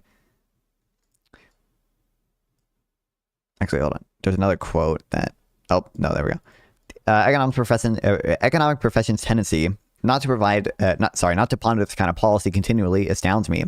It's as if we're treating landlord behavior as a fixed input rather than a variable. A passage from Diamond et al. A paper on rent control in San Francisco is telling, where they discuss the forced displacement of tenants by landlords. This result suggests that landlords actively try to remove tenants in those areas where rent control affords the most benefits, i.e. the high price appreciation areas. There are a few ways landlords could accomplish this. First, landlords could try to legally evict their tenants by, for example, moving into the properties themselves, known as owner move-in eviction. Alternatively, landlords could evict tenants according to the provisions of the Ellis Act, which allows evictions when an owner wants to remove units from the rental market. For instance, in order to convert the units into condos or a tenancy in common. I expect most current affair readers to read this as rent control, not as rent control is bad, but as landlords can abuse their power and tenants don't have enough rights.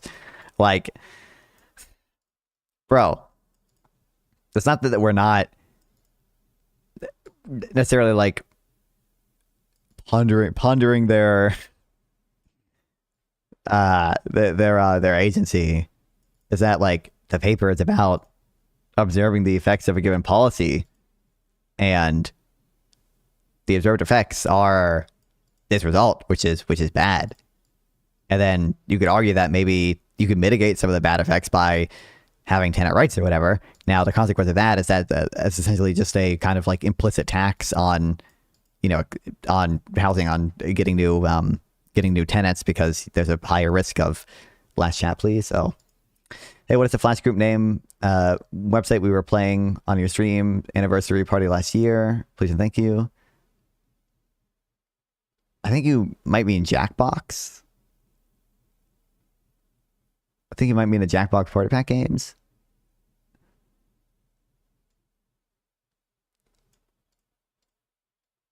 Yeah, to the extent you get tenants more rights, probably it's a type of implicit tax on accepting new tenants.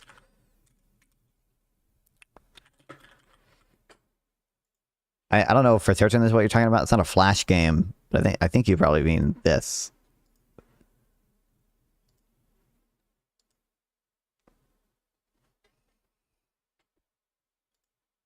The goat. Oh, I saw that. Yeah, of course. He is the goat. You mentioned that staying on as a governor, you intend to keep a low profile. Good to know. I was wondering if you could give us a little more detail on what that looks like and how you can... Touche. Rest in peace, Jerome Powell. Well, actually, he's not even really retiring because he is staying as the governor, right? But okay. Asset values are inflated. Oh wait. What's up, buddy? You're muted. I don't know if you can hear me now, but you're muted. I can't hear you. I can't hear you. Oh my god.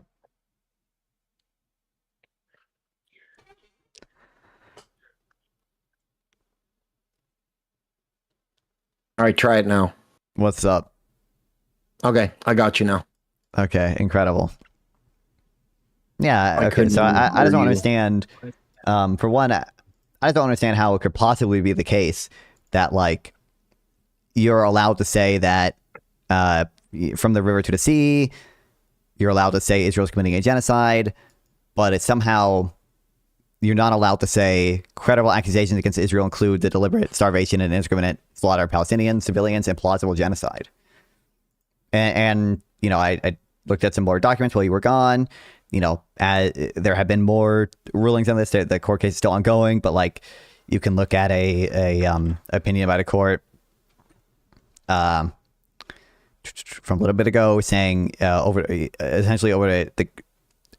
date, the only basis offered by the government to justify the girl's arrest is a assessment by the Department of Homeland Security and ICE that she had been involved in associations that, quote, may undermine U.S. foreign policy by creating a hostile environment for Jewish students and indicating support for a designated terrorist organization, including co-authoring an op-ed. There it is. Where did she do that? That's just that's an unsubstantiated allegation by the DHS. You can recognize that the DHS can say constitutionally protected speech is in fact designated terrorist organization, support for a designated terrorist organization, which is treasonistic to the United States. Where did she say anything that wasn't constitutionally protected? Point to me to something where she did that. The government hasn't provided evidence of that. And you can, and if you let me keep reading, if you let me keep reading, like this is the judge's opinion, right, or the court's opinion.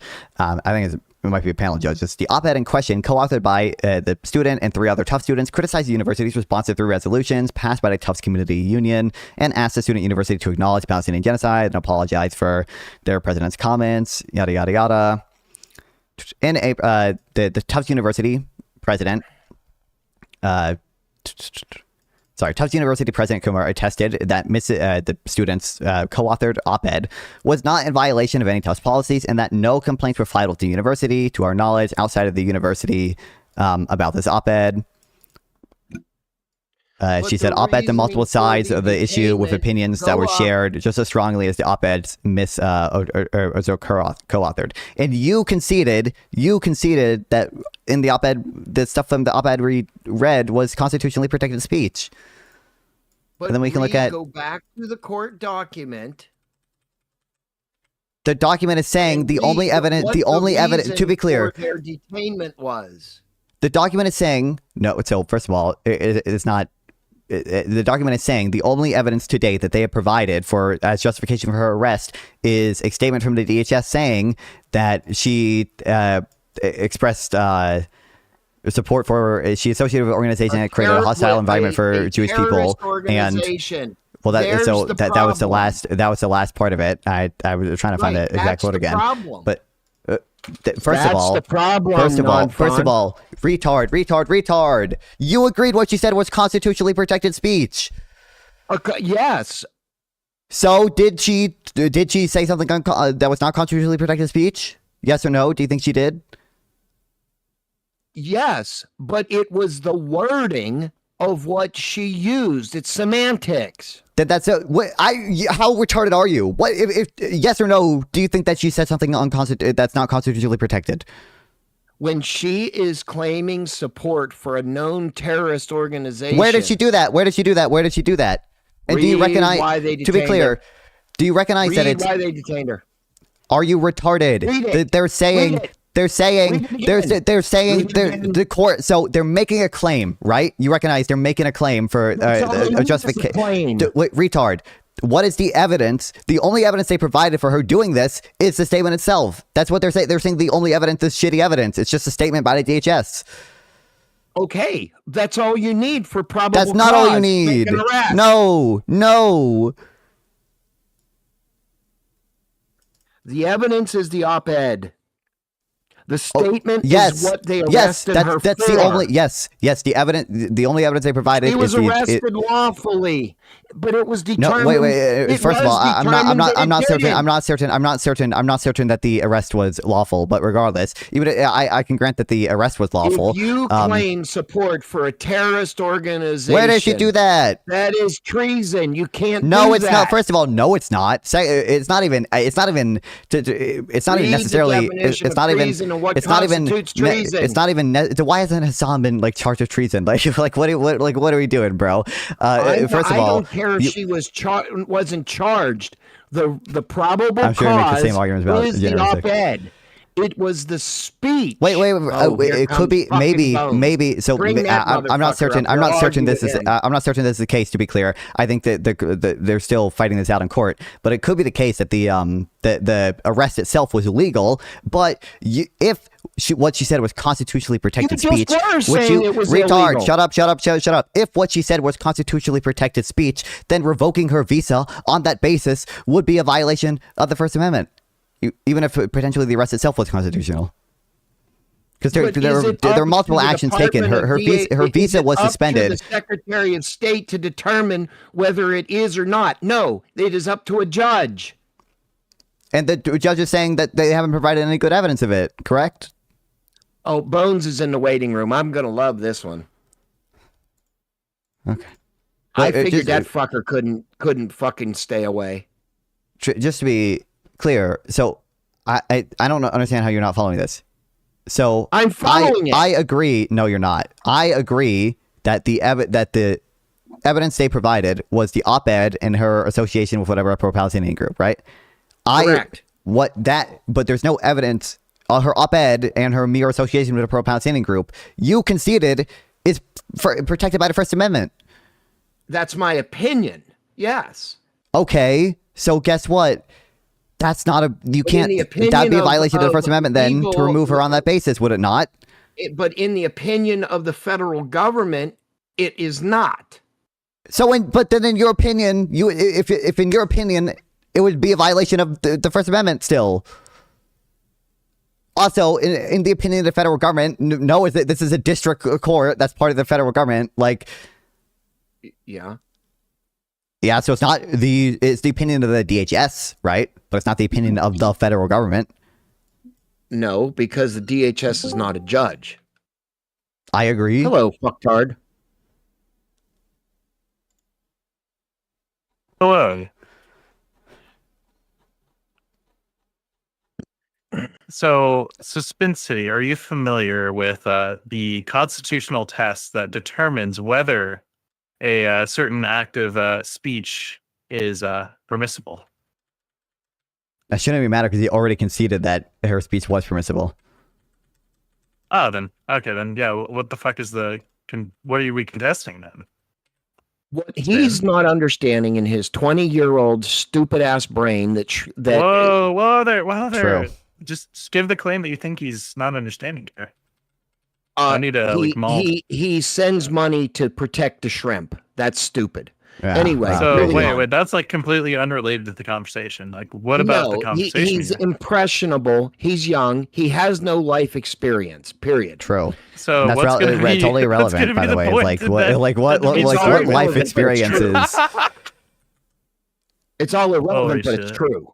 Like I don't know what life experience would even like be relevant at all here. With regard to, like, non-fun. Considering that life UK-based experience charity, got dumbass. Spin City to make this like completely like dumbass argument, then I don't know, man. I don't think you want life experience at this point. No, Bones. Listen. Can you give the In the defeater to document- non-fun's argument or no? Go ahead. This is to his argument. I have conceded that I personally do not see anything that would violate the First Amendment. Okay. I have conceded to that. From What like my Release argument- Gostrick's perspective, correct? Or from the Trump perspective here? I didn't hear you, Bones. Say it again. Sorry, you're talking about like Ramesh Gostrick in this case or Trump? Because there's a correct answer in both, and they're different answers.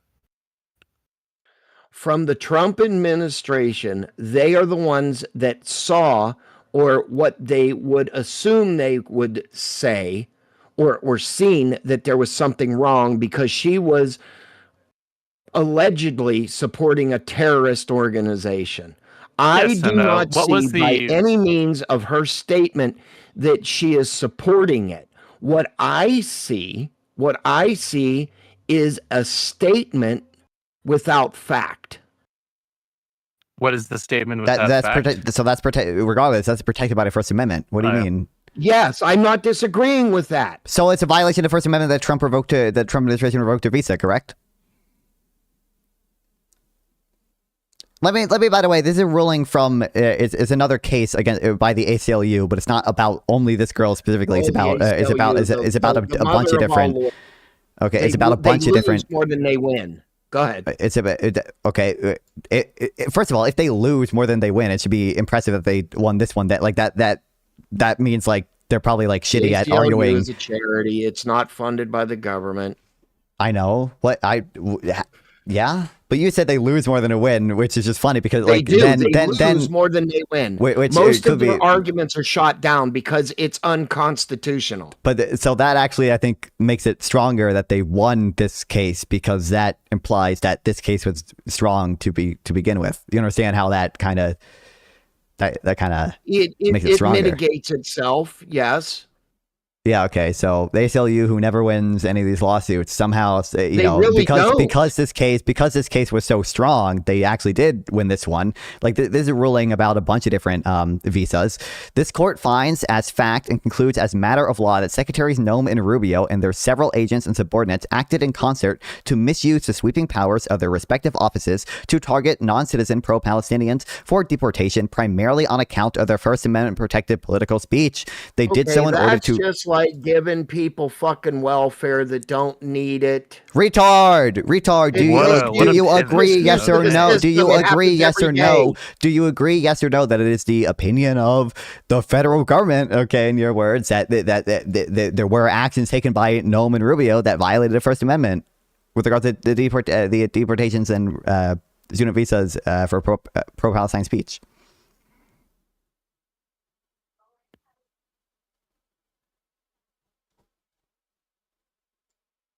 Say that again, just slower.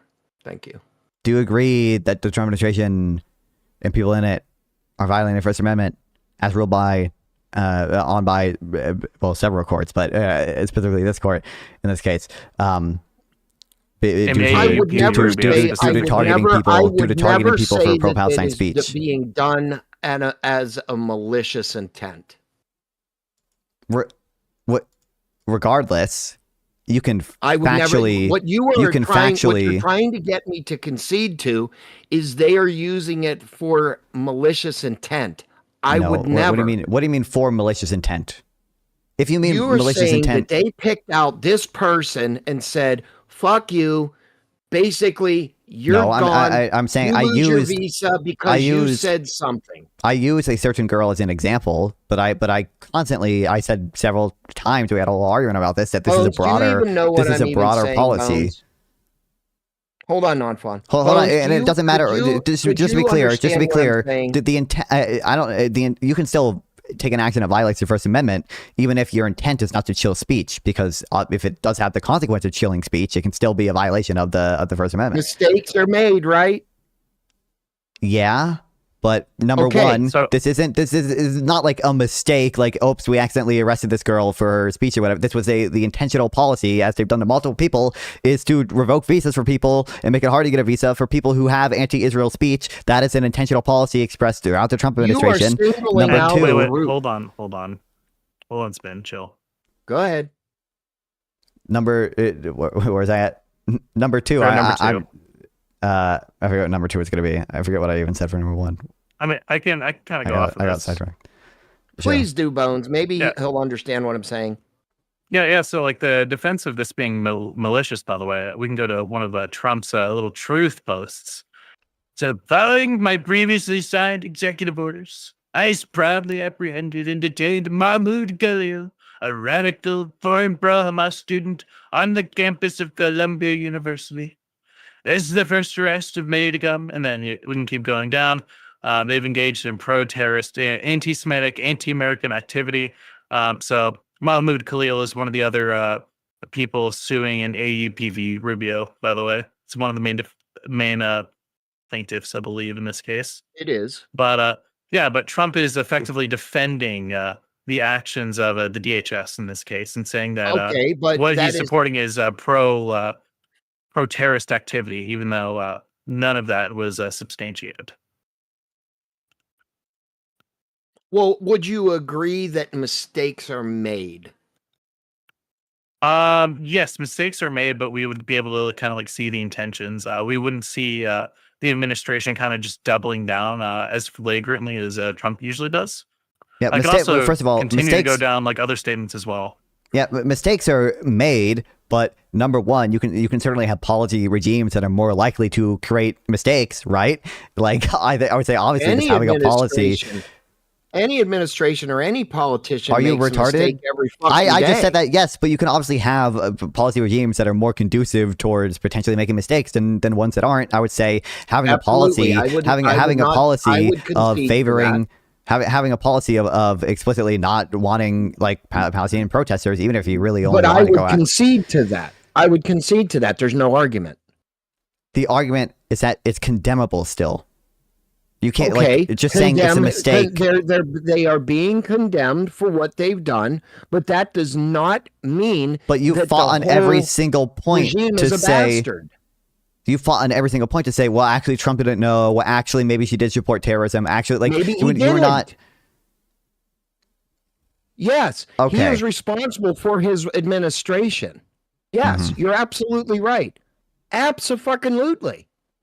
But Mhm. if Trump does not know of a specific action that he is, He's responsible was for not the made policy. He's aware responsible of, for the policy. He's responsible for the policy, and he does know specifically about at least show Mahmoud me Khalil. the policy where he said he's going to double down on visas.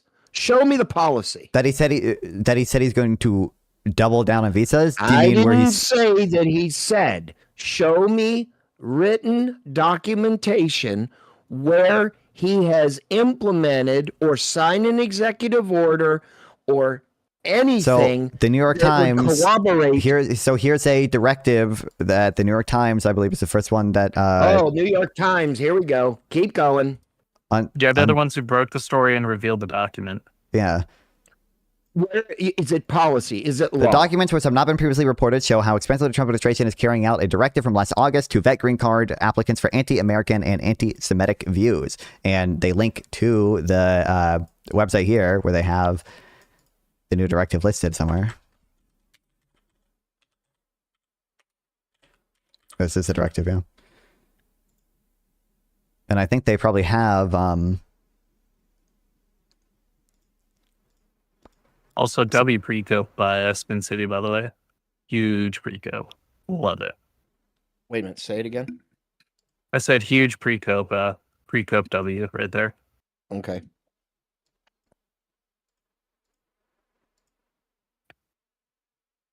You can't find the order. There is no order. There is no I literally sent the directive to you. Okay, I didn't see it. Sorry. But nothing, by the way, nothing's going to be enough for you because you're always, like, you're somehow always going to assume like the absolute best of intentions, and you just have an impossibly high standard of evidence that you would never take for anyone else, that like Trump needs to come out and say, I am like violating the First Amendment. Like, you said that they did. do you think just because it's in my view that they're violating the First Amendment, that Trump, in order for that to be the case, Trump has to come out and say, I am violating the First Amendment? No, because that would be political so to be clear, I think that that is essentially what your standard of evidence is, though, in that you wouldn't take anything else as that would be anybody's substantial point of evidence. Yeah, it would go above like most people's minimum for sure. What I'm saying when I say your standard of evidence is that I'm saying it seems like in order for you to say or like to strongly condemn Trump or whatever for a policy or for like violating a law or whatever, your standard of evidence is Trump himself like saying explicitly that he is doing so, and that there's no amount of other types of evidence that I could give you to like make you change your mind on that. No. And if I may add, there's also like precedent against like this type of like prosecution from happening against people like Lamizka Osterk and Mahmoud Khalil. So we have like American Academy of Religion v. Chertoff. Basically, the ruling on that is that you cannot. 1 second. Yeah, you can't. There's a discretion for the executive to kind of exclude immigrants, but it's not on the basis of the violation of like free speech. Or you can't violate an immigrant's free speech or otherwise. Like that's like very explicit. I understand that, Bones. That's like another point in like Trump's like flagrant disregard for the Constitution then, because they have no legal standing. I'm not saying that. I have never said that Trump does not have a bias against the Constitution or disregard. I'm not saying that. I have seen that. I have heard it. But I have what I am wanting proof of from a legitimate source. I sent you the Owen website. It's probably in your DMs if you just look. Or on side chat. I don't know if it's in there either. Yeah, I see it. Yeah. Okay.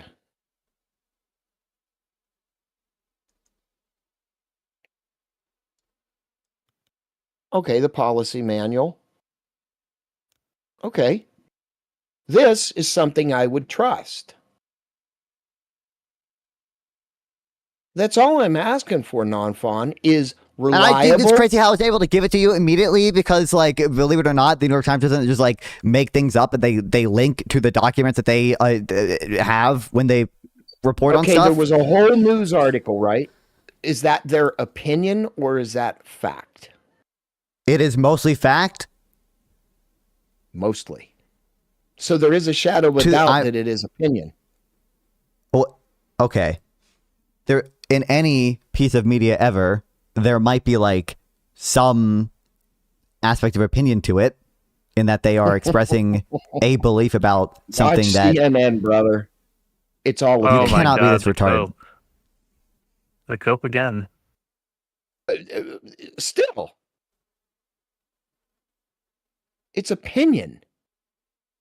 Opinion does not mean unfounded either. Like, I agree with that. So when you say it's opinion, it's opinion, I think number one, it is like majority fact or whatever. I'm sure, but there are a number of inferences you can draw from a set of facts, and I'm sure that there is above one inference that they have drawn from a set of facts in the New York Times article, but it doesn't mean that inference is like not reasonable, or it doesn't mean that inference is not the most reasonable conclusion from the evidence we have. By the way, that's the entire basis of like debate. By the way, you take like sets of facts and you like argue for a certain position, whether on a factual basis or on like some sort of like prescriptive case. Right. It's like just I saying know it's that. like their opinion is kind of just like a complete total like nothing. It's just an aphorism.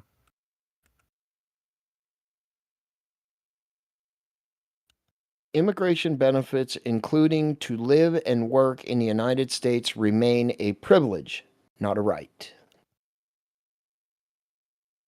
Okay. I'm reading out loud. I'm sorry. What is okay?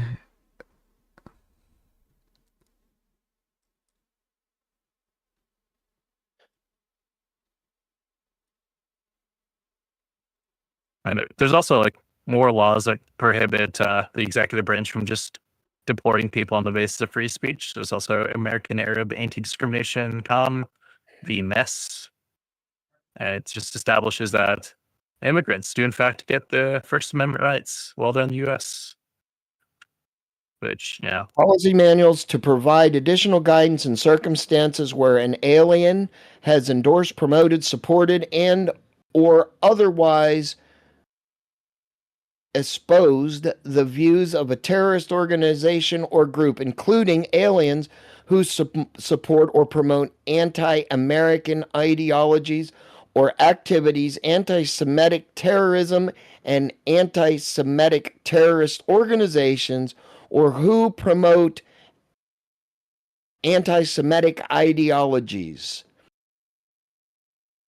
What did she do? Wrote an op-ed that said Israel should be held. What did she do in the op-ed?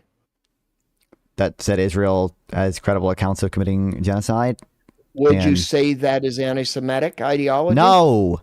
And you agree that it is. First of all, even if it is anti-Semitic, even if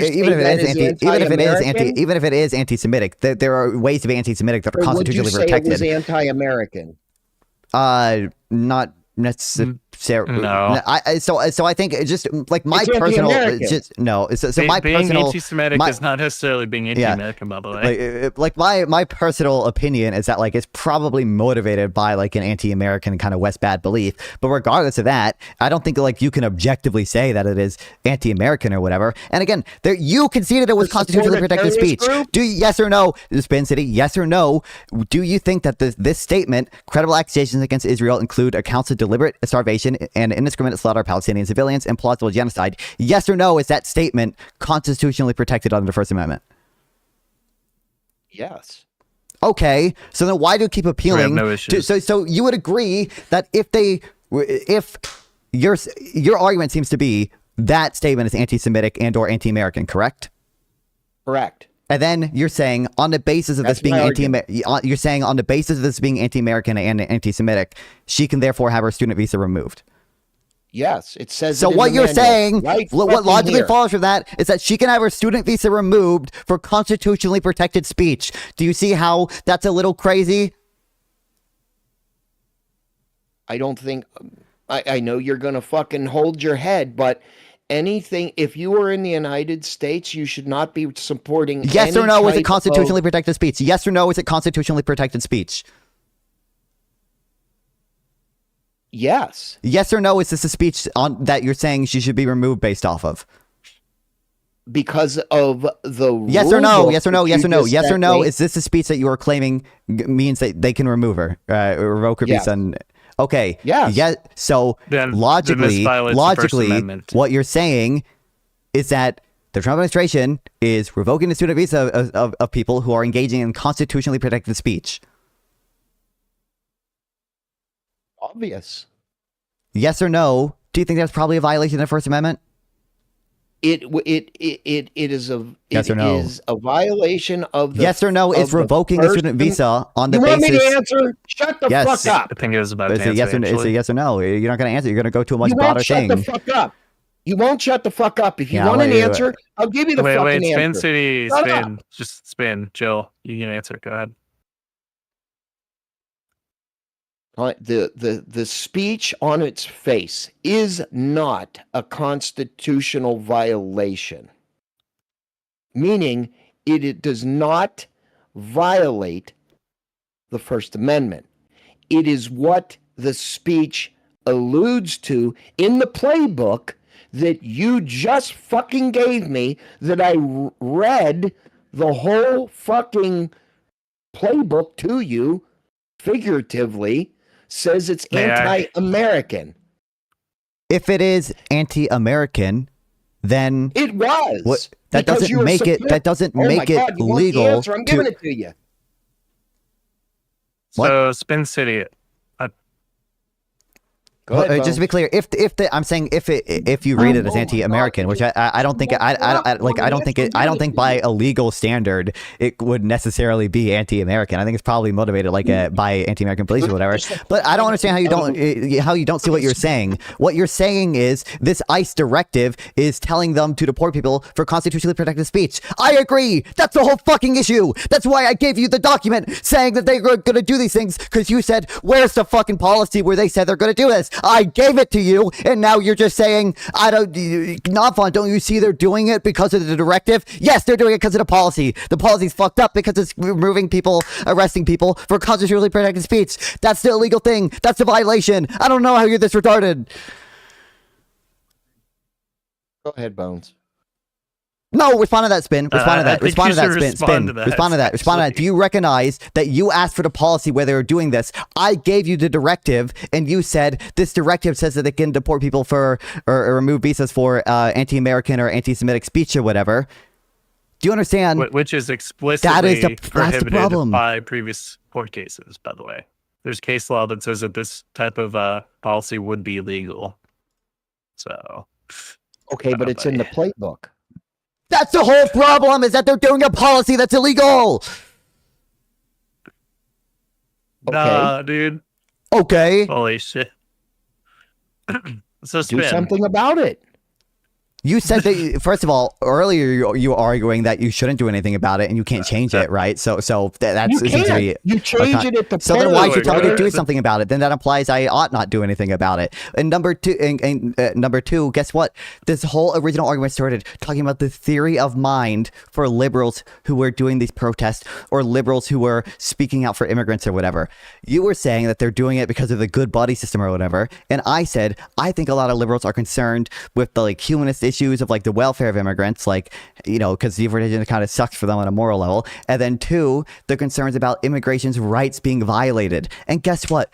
Guess what we got to? You agree that rights are being violated, and you told us to go out and protest. So do you now concede that a big reason why liberals are protesting, why a big reason liberals are upset, is because they are concerned, factually true, as you seem to have conceded, that the rights of immigrants and visa holders are being violated? We concede to that. Thank you. So do you think that there's a moral imperative now for these liberals to go out and protest if they believe it's a moral injustice?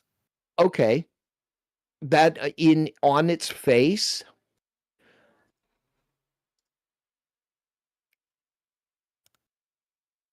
other than my opinion of protesting does nothing but cause more problems.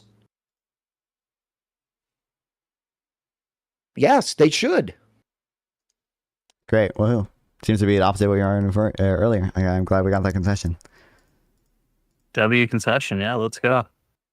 I have no problems saying that if I'm wrong, I'm fucking wrong. Well, it kind of took you this long to do with because many I obstacles needed in the to way. See the fact.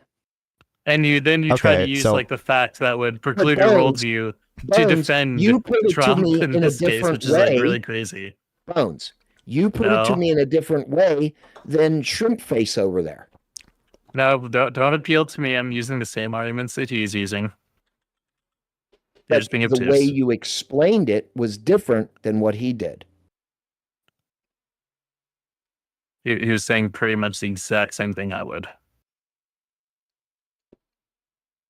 Okay, I'm not just gonna for argue spin, semantics. is there anything that you have been right about? Because it seems like you conceded on the gotaways point. You conceded that it is in fact not the case that 80% of them were gotaways who were never processed. It seems like you conceded on this claim too, that like the reason liberals, it seems like you conceded one, that the rights of immigrants have been violated. Are you out for the win, or are you out with explaining or having the conversation? I think if you were so confident, I think two things. One, if you were like pretty confident in these things, yet were proved wrong in every single point, you should be questioning how you're getting the information and how you're obviously now, processing yes. that information. And then obviously two, now, yes. I'm not saying you lost. What? Well, the thing is, it just sounds like salty coping. Like this is what that speech tells me right there. Is that you came in strong, you got blown up, and now you're coping about it. And now you want to make fun of police's language because your feelings are hurt.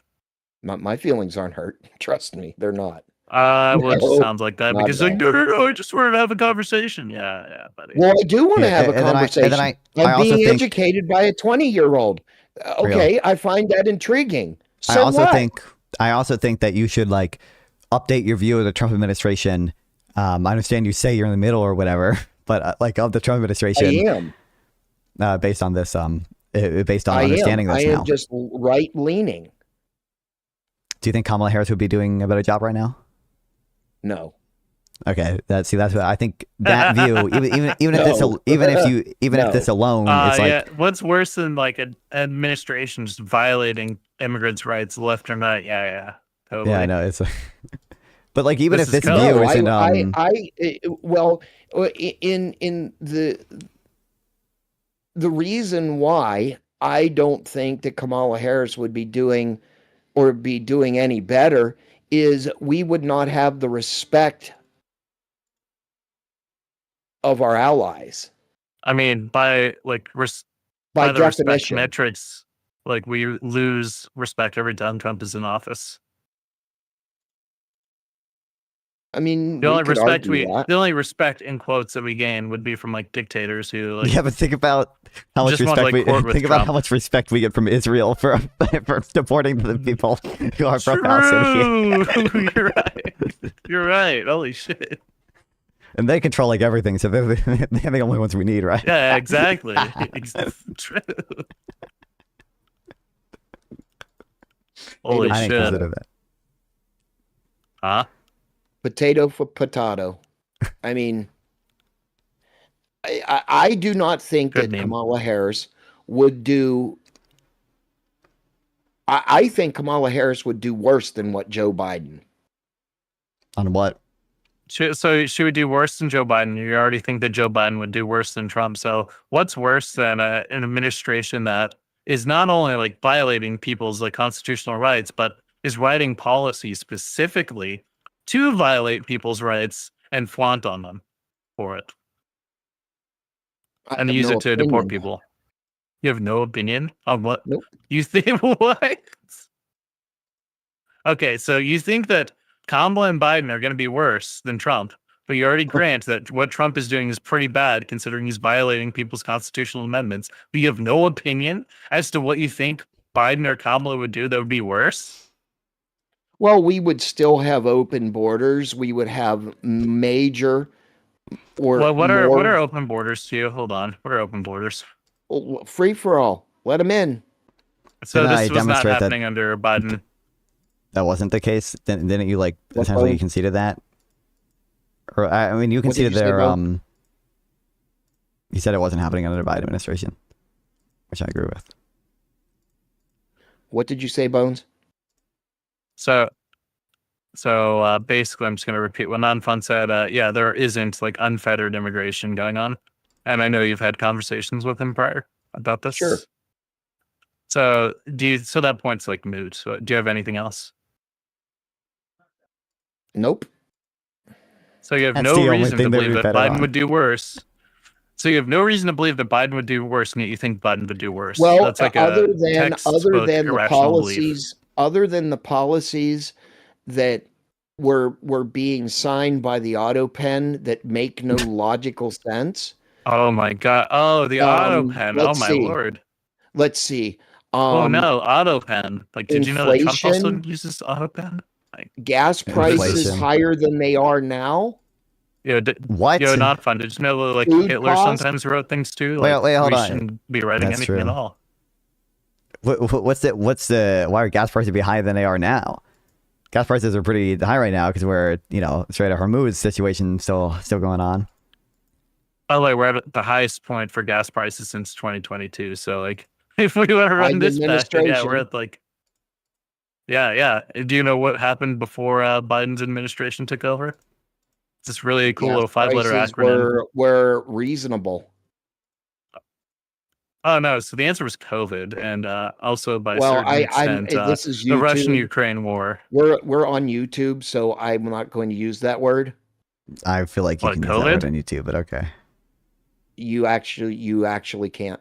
It's TOS violation. I'll send it to you. To say the word COVID. It is a 2S violation to mention. Yeah, you COVID, cannot got it. say it. That's why people's channels were being taken down.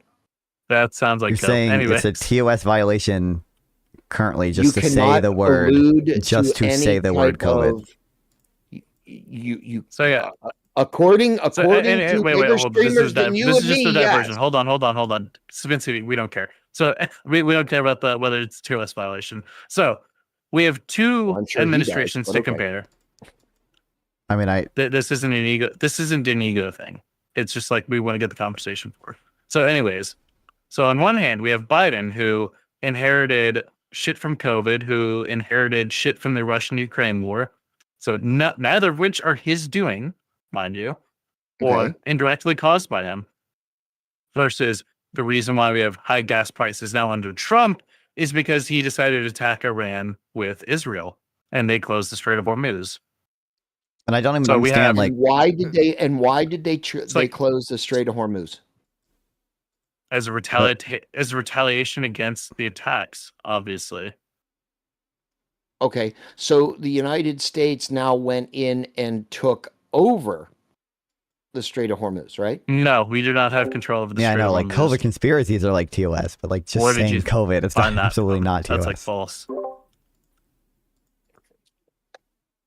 Just a I don't minute. think he likes to pretend he's being censored. And also, like, mind you, like you're comparing gas prices here, but Biden didn't even do anything to like cause the gas price to go up. Trump literally, comically, even like pressed the gas go up button when he like decided to launch the attack against Iran. And I don't even The whole understand fucking. like what Go ahead. new thing Biden or Kamala could have done to raise gas prices more than what we're seeing now. Because like I think like even if you blamed the gas prices in the first administration on like them somehow causing the Ukraine war, or, like somehow doing whatever other bullshit we think, like what new are they going to do that's going to get gas to the same price it is now? I don't know what would do that. You see, like Biden had the gas go up button, and Yeah, he just like kept pressing it because he thought it was like a shiny red button to press. But Trump pressed the gas go up button because he thought it would be like a 7D chess move in Iran to like go attack them, and then close the Strait of Hormuz so he could then open up the Strait of Hormuz and then tax the ships going through it because it's just like it's hell bent on taxing shit using tariffs and brute force.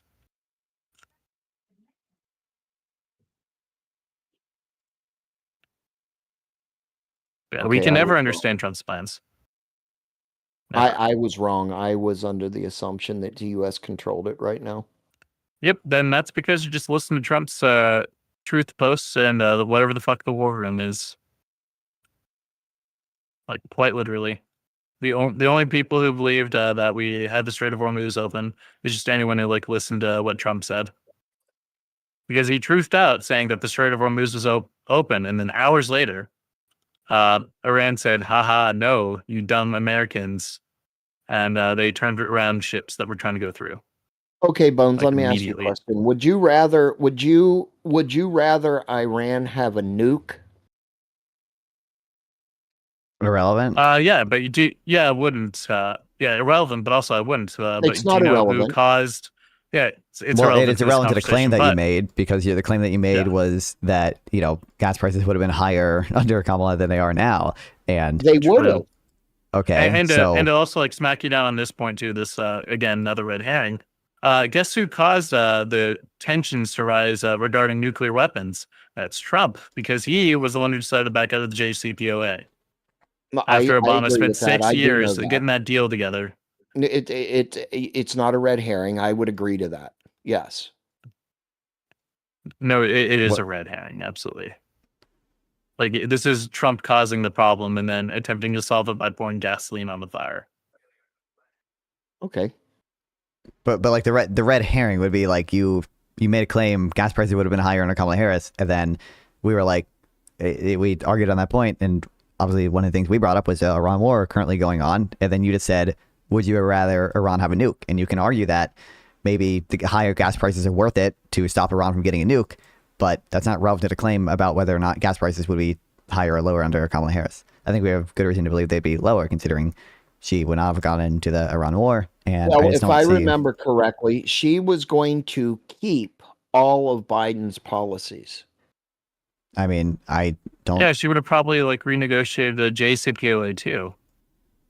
I don't disagree with Maybe. that. It would have been a long shot considering the flip-flopping that's been going on, but Sure. there would at least be attempts in a different direction. But Right. like, Well, Joe Biden's policies, if we remember at the height of Biden's administration, gas was over $4 here in Florida. We already went over this. but it doesn't even make What like were if Kamala was going to keep But all it of Joe wouldn't have Biden's changed. policies, It would have went higher. but if No, that gas doesn't follow. prices if gas prices fell during the closer to the end of Joe Biden's term after 2022, right? We had lower gas prices at the end of Biden's term than we do now. If Kamala just kept all of Biden's policies, why would gas prices just spike up to like $4 a gallon where they are now? Like, what's causing it if she's just keeping all those same policies in place that we had $2 or $3 gas under? That would be OPEC doing that, though. Okay, so they don't have then any this would control be over out of OPEC Biden's even. control then. Well, then let me ask you this. How at the end, the latter part of And Trump's also, hold on, just also, why? term, how First is of all, gas if under anything, $2 a gallon?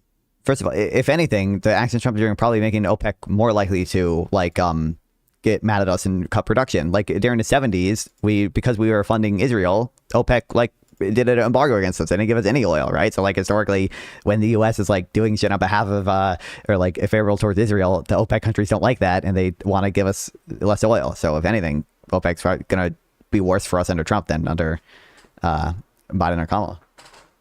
It's possible. It's possible. It's possible.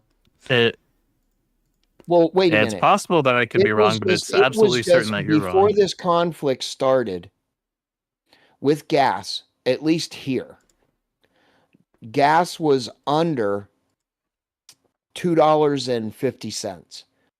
Then yeah, so we can just translate that from got the conflict, COVID kind of ending, the the Ukraine-Russia conflict kind of settling down a bit.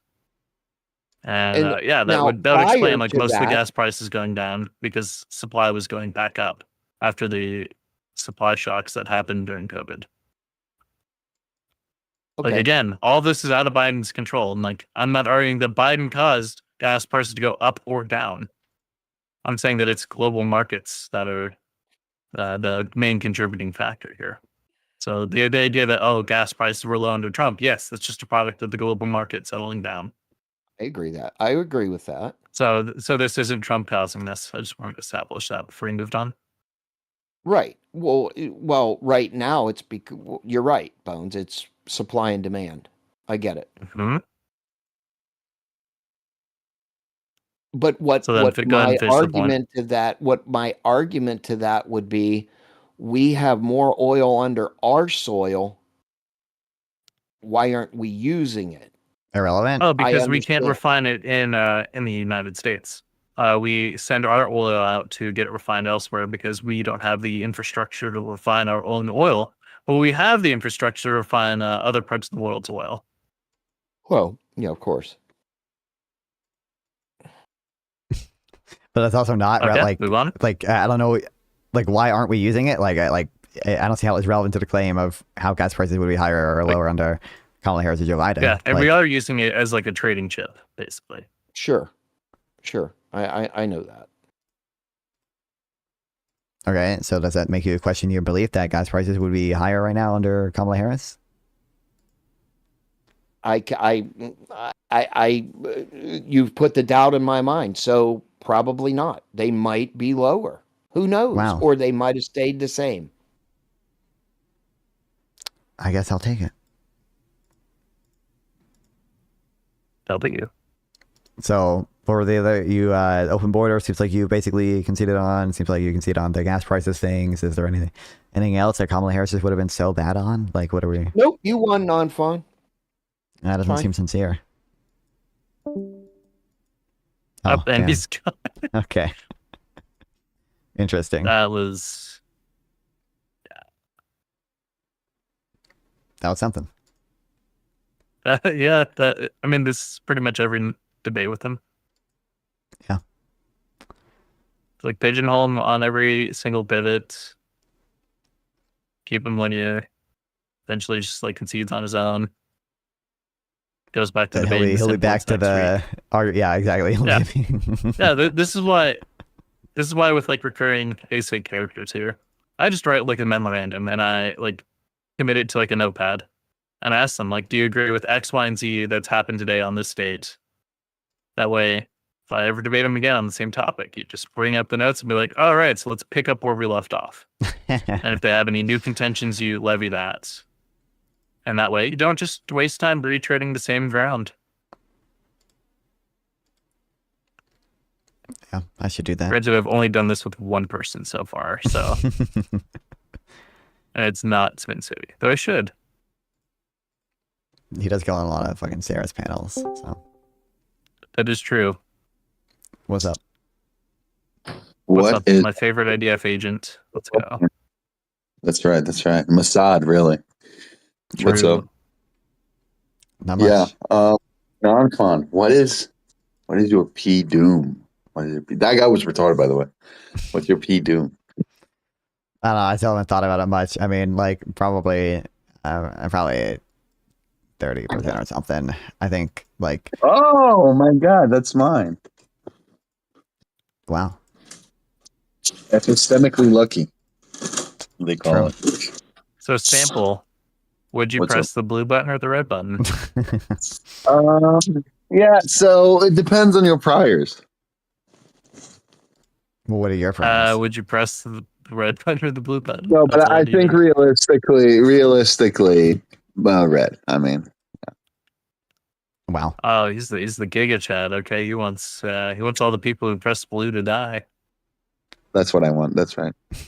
No, but I mean, assuming everyone's equal, like an and allegory even for like Israel Palestine. What do you mean? You see Yeah, that you just study like press the red button hard.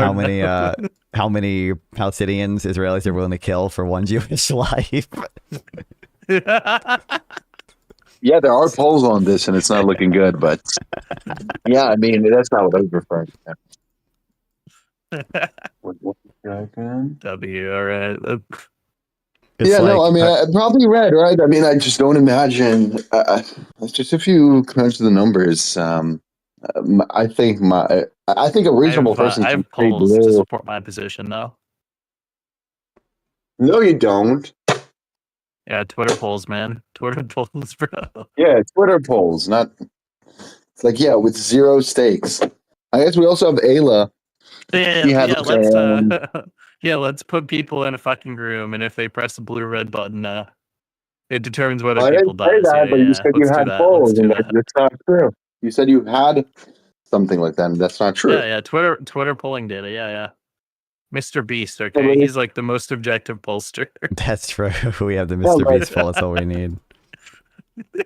Well, we had Ayla on our social media, which is not a representative sample of the people. Like, ask this question.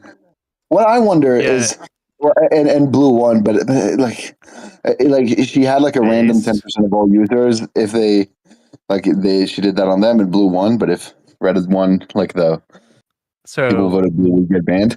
But yeah, I mean, I don't know. we could even make this like interesting. If Ayla does it, then like, let's say if everyone if more than 50% of the people press the blue button, everyone gets to go to the orgy. But if more than like 50% of the people press the red button, then the people that press red get to go to the orgy, and the people that press blue get blocked. Wait, so red, what happens with red?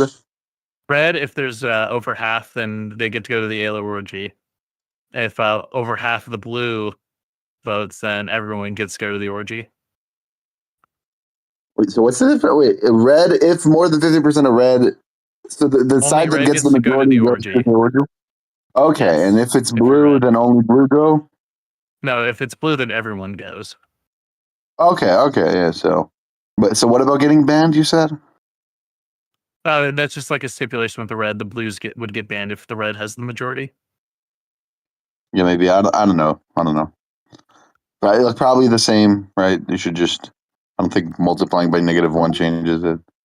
Either way. Yeah, I'm just like I'm just giving it like the Gooner bench right there. I wonder what it would look like if instead of like a 50% threshold, it would look at like it would be like a 20% threshold, right? Like if 20% of the people press blue, then everyone gets saved.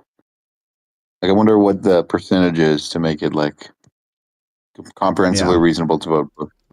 Yeah, let's do the calculus on that real quick. Wait, so not fun. AI Doom. 30%. That means you're a pauser? You're in favor of pausing AI?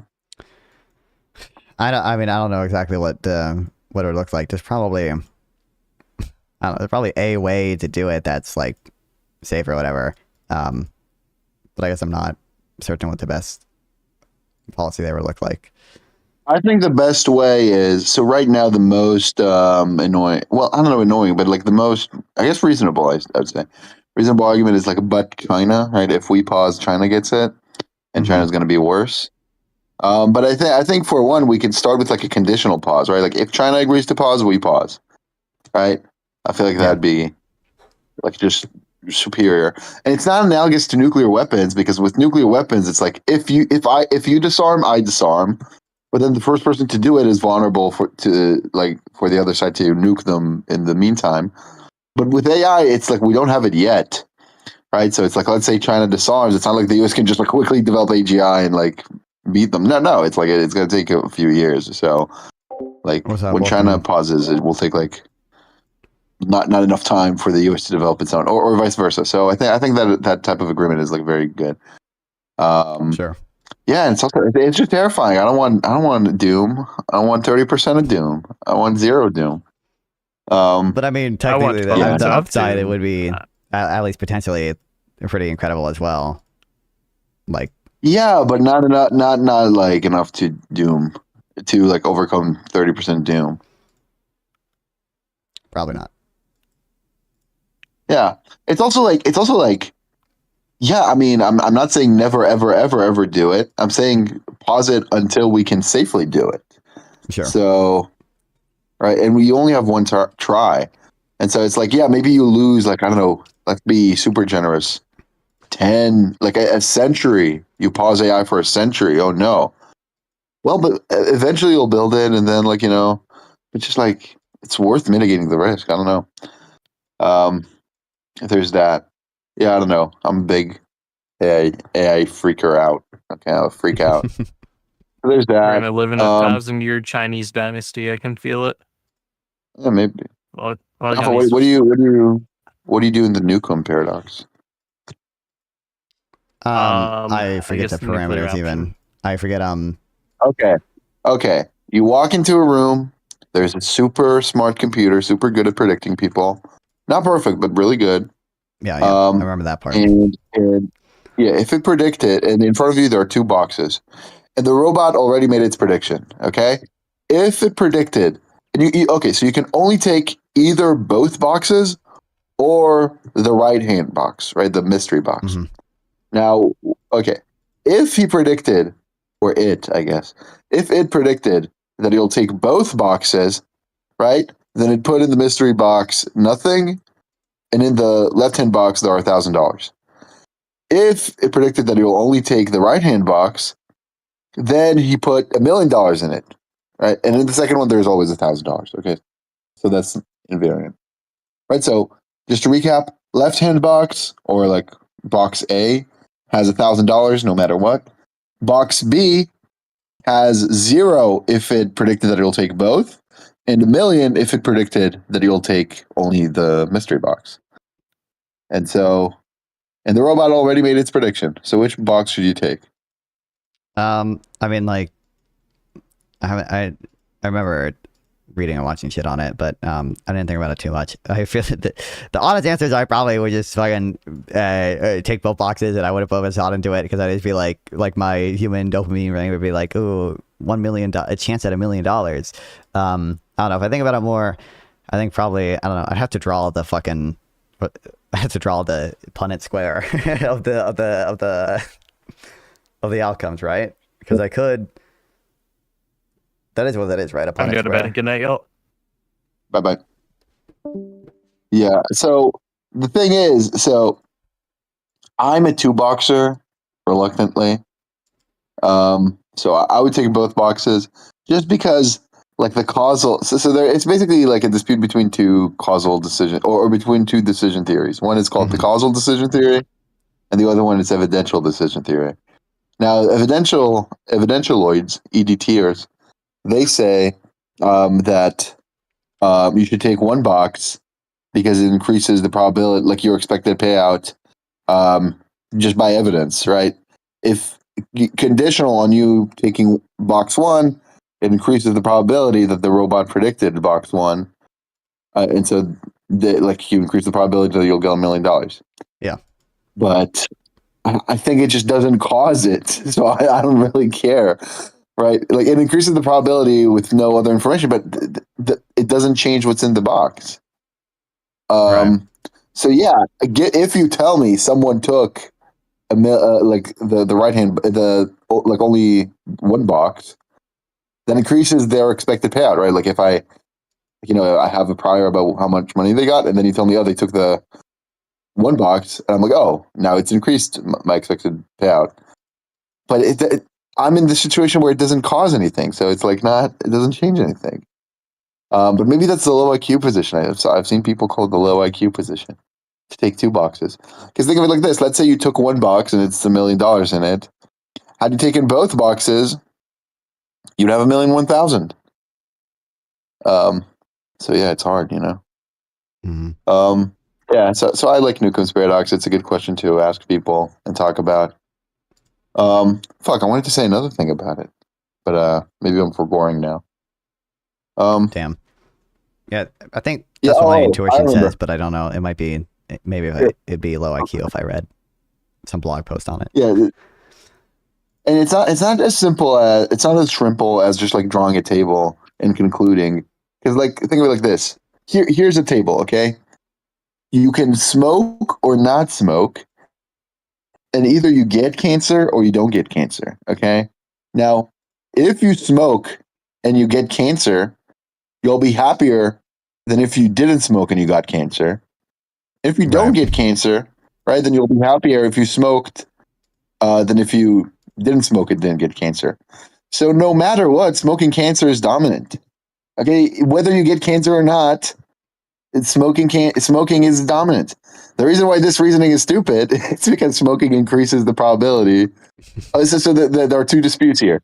It's either because smoking increases the probability of you getting cancer, or because smoking causes you to get cancer, right? Like that's basically the dispute. And I just lean in favor of the second explanation. It's like because smoking causes you to get cancer, right? We can talk about like expected treatment effects, right? So it's not like we just ditch probability. But yeah, so yeah, I don't know, man. I don't know. I'm a 2-boxer. I could be swayed the other way, but yeah, I don't know. What other thought experiments? Are you gonna end stream or can I just yap? I mean, I'm gonna end stream soon at least. Yeah, okay. You believe in God? I haven't. I bet I'm in a weird place where I think it's like, I think probably if I looked into the like anthropic argument and like self-identification arguments and such, I could probably be swayed into like at least having close to 50% credence in theism, but I just like haven't done so. So I don't want to commit to anything on it. Yeah. Okay. What about Catholic miracles? Is your Substack polluted with a bajillion articles about Catholic miracles too? Yeah. Yeah, it's sad. It's so sad. But yeah. Okay. So wait, fine tuning. Well, you don't accept fine tuning? I haven't Like looked the into argument, the new fine tuning arguments or whatever. I mean, I think there's probably responses to this that I just don't know, that I haven't like haven't seen or whatever. I guess I don't see like sort of if like some people like argument that there might have been just like a necessary initial state of the universe or whatever. So like, you know, I guess I don't see why there couldn't also be kind of like a necessary initial set of like physical rules that would have to exist. Maybe that's less philosophically sound than just like deeper physics. Repeat that, sorry. So you mean that there are deeper physics that we just don't yet know? I guess that would be, yeah, sure. Yeah, but then the question is why? Like, you can have deeper physics that cause any other outcome. Why did the deeper physics specifically cause this fine tuning? I think it would just be, it'd have to be necessary for some reason, and I don't know what the justification for it being like necessary would be. That could be. Well, it's bizarre. It's bizarre because I could say it could be necessary. There could be necessary deeper physics that cause any other outcome, right? Oh, sure. Yeah. So for example, if I say, I roll like 10 roll flashes in a row. I guess that's not rolling, but I get 10 roll flushes in a row. And you say, oh no, it's not because you cheated. It's like there are some deeper physics that caused you to get it. Well, the deeper physics could have caused me to get 10 full houses in a row, or just like the specific random sequence in a row. Why specifically 10 roll flushes? It's like, why would we expect deeper physics to cause the specific range of variables that allow life? I mean, if you have a distribution over what the deeper physics might allow, I don't see a preference for Well, I think probably like the fact that you observe it or whatever would be like the evidence of it, but I also think like that it would increase the probability of like theism more than it would atheism, because I think it would. I think like naturalism has a lesser explanation for like why it would have a preference towards life or whatever. So, you know what the real explanation is? It's deeper physics. Really? Yeah. Some might say deeper Jewish physics have parameters that are true. Yeah, that's right. Yeah. No, but yeah, I don't know. I think fine tuning is a good argument. I also think it's fine to just have like really low priors about God, because I don't think the priors are very simple. Like, I don't think it's a very simple hypothesis like Bentham claims. But don't you know there are a bunch of 3-year-olds who believe in God? So therefore, clearly. Ooh, true. Lots of smart people believe in God, non-fun. You should believe. No, that's not what you think. Don't you know the 300 IQ dude believes in God? Oh, right. That Asian guy. That's right. Yeah. That's right. I'm updating. No, but yeah. What else? I don't know. On Econ, what's interesting with Econ nowadays? Nothing's happening. I don't know. I think I'll be talking to Soy Pill relatively soon about some stuff, because we were both invited on some show. So I think probably about healthcare and maybe unions. Oh, you should healthcare Max then. Yeah. Yeah. It's so hard. It's so hard to get people to understand that, like, maybe you could lower the cost of drugs, but that comes at the expense of innovation. And that's just really bad, man. I've talked to Soy Pill a little bit about that before, though. He just like, for some like substantially like discounts like future people or whatever, and like it's a little while because one, it does affect. I know, yeah, it does affect like people born, like it affects people born now in the future, right? Like there are, toddlers right now that are going to be affected by the lack of medical innovation for the rest of their lives or whatever. And then for two, like I just don't know why you would like discount them so heavily. Like, it just discounts them like incredibly heavily. It's like I'd rather fucking I forget. Well, I was remember the if numbers. you discount future people that hard, then like you should. If you discount, it's like there are so many paradoxes if you discount future people. It's an intuitive thing to do, but it's just like allows so many paradoxes if you're consistent.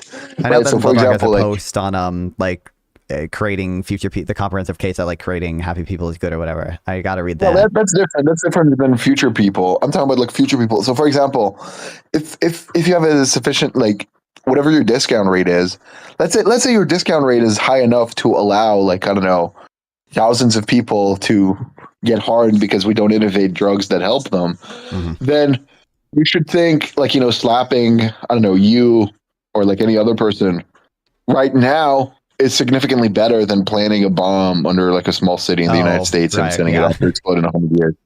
Right? It's like stupid. No, these people matter. Yeah, these people, happiness matters. Happiness is good. Don't explode people. Yeah, I don't know. And it's nothing about like exploding bombs. It's not like the universe just has different rules when what you do is about bombs. No, it's because it harms people. And it harms future people who are people too. Yeah, I don't know. Real. It's silly. And then I'm also like, so there's that. He I mean, you probably like saw him like talk to Destiny about the health insurance stuff, right? No. Oh, that's like how he initially. Well, I don't want to say that's necessarily how he initially blew up or whatever, but like he paved his own way. He made it himself, but he the first thing that I saw him on was like a Wick panel where he was arguing with Destiny about the shooting of like Luigi or whatever, and then him and Destiny like followed up. He has like this doc is still like public. I can send you it. I made a copy of it too. Where he goes through, he like tries to prove to Destiny it was like a 4-hour thing, like a bunch of claims about like insurers intentionally denying life-saving claims or like using AI with a super high error rate or whatever. I just AI, bro. I know. For one, I think like even Destiny went over it. Some of the things are probably a little exaggerated in it or whatever. Don't you know that if we don't have Medicare for all, that causes like 68,000 I think 68,000 people to be suffocated to death. And they also do this thing called eye stalk ablation to these people who don't have medical insurance. It's true, and you can donate. No, but it's stupid. That study is so dog shit. I know, it's so bad. Yeah, but yeah, he has a lot of stuff. It's like reports of like whistleblowers like saying some shit about insurance or whatever, and like when him and Destiny went over it, like. It seems like some of the claims are either like semi-exaggerated or it's just like one thing is like the Senate report they go over, like they're looking at like data on certain insurance companies or whatever, and like they will Destiny like criticism was that they people just read like suspicions as conclusions. So like the Senate report is just like it's not concluding that the insurance companies are doing like anything super horrible and evil, but it's like this data suggests that like it could be a possibility they're doing this. There's sometimes they use stronger language than that, but like that's what a lot of it is.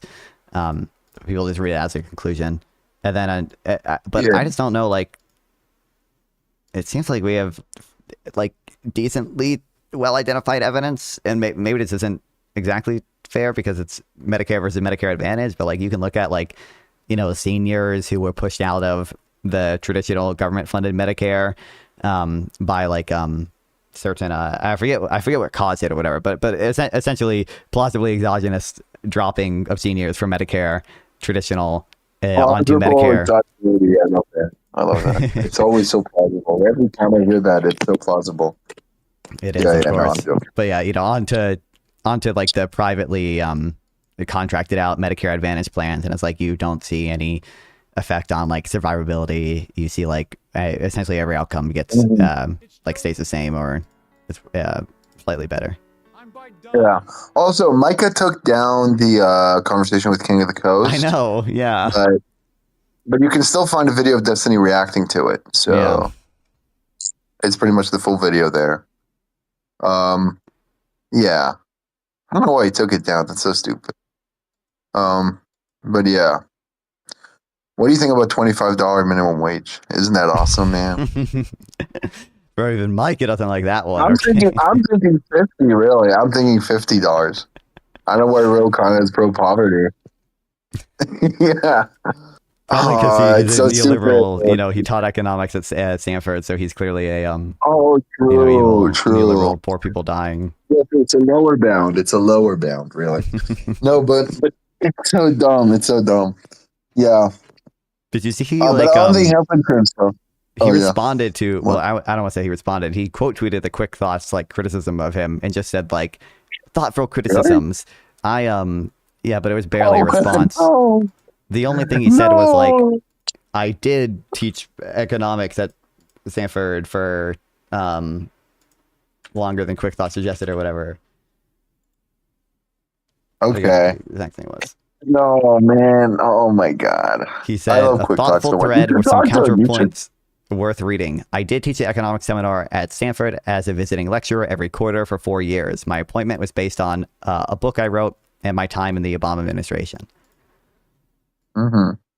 Okay. Incredible. Yeah. I announced that I just submitted my kill all, tall people bill.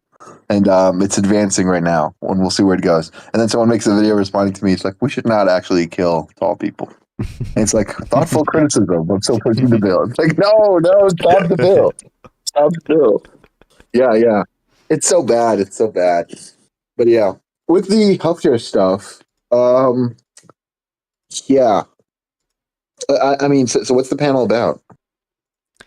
It's I don't think you know who the marketplace of idea people are or whatever, but we haven't like decided on strict topics yet or anything, and I think someone's going to be up to the host. But basically, the format, they want to have people who are like on the same side for the most part, but have like some serious disagreements.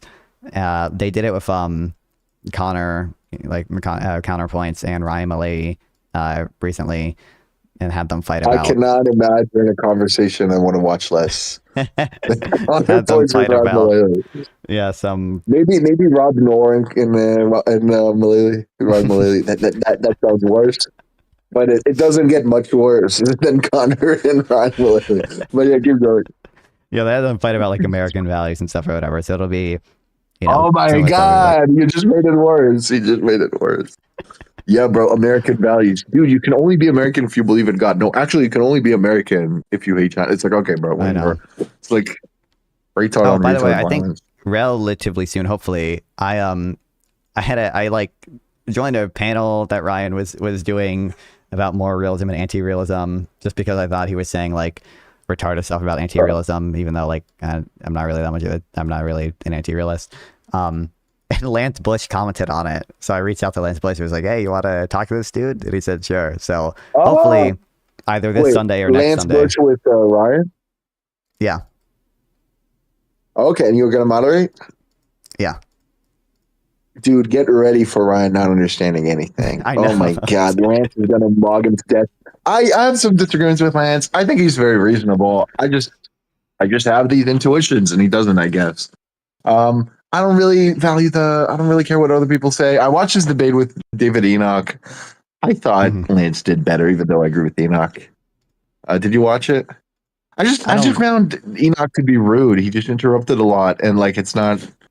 Yeah, I don't know, but damn, I don't think I watched it, but was it the I saw Peasant Bulldog post a clip of it or a clip of a debate he had. Yeah, I didn't like the way he cut the clip. The clip was like, yeah, I don't have these intuitions, and then Enoch saying that's fine. Some people are colorblind. Yeah, and it's like, yeah, that's funny, but then Lance immediately replied, yeah, and some people hallucinate. It's like true. That's like that.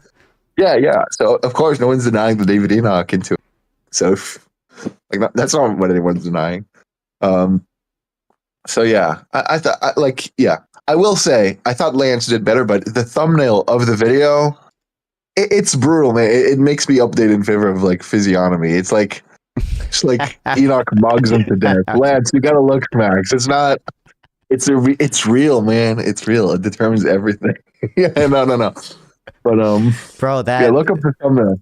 Bro, that reminded me for some reason. There's this girl. Why I know the reason, but there's this girl in my math class who I've been chatting to. You know, we're not like super close friends or anything. Okay, but I was. He was an econ boy. She was the math girl. Need I say more? I was pursuing. Okay, and maybe I still am. Who knows? Maybe it's forgivable. And like we've talked about like watching The Boys too. I don't know if you know. I'm guessing you know what the Boys is, right? The TV show. It's a terrible show, but yeah. Yeah, but like that's a liberal show. Obviously, like it's a very much woke, and Gen V too, which is like the spinoff. That's even more like culturally woke. Like it's fucking lead character is the black girl, and she's like dating a bi-gender Asian girl. So ultimate woke show there. This girl's Instagram, she's fucking like reposting videos about how Bill Gates is spreading a genetically modified tick to make us all allergic to meat, so we're gonna eat his lab-grown meat, which is made from cancer. It's like, I don't know. Honestly, maximizing utility. That's a positive utility to do that, but yeah, I don't think that's what he's doing. I condemn Bill Gates for not doing that. That's the difference between us. Yeah. When's the Lance Bush thing? You said Sunday? Yeah, it'll be one Sunday this month, but we have to decide on things. Okay. Yeah, dude. I don't know. You should probably be laid back as a moderator, but it's gonna be so annoying when Ryan and anything. Yeah, I know. And like he's not gonna understand appraiser relativism. He's not gonna understand anything at all. It's so bad. Ugh.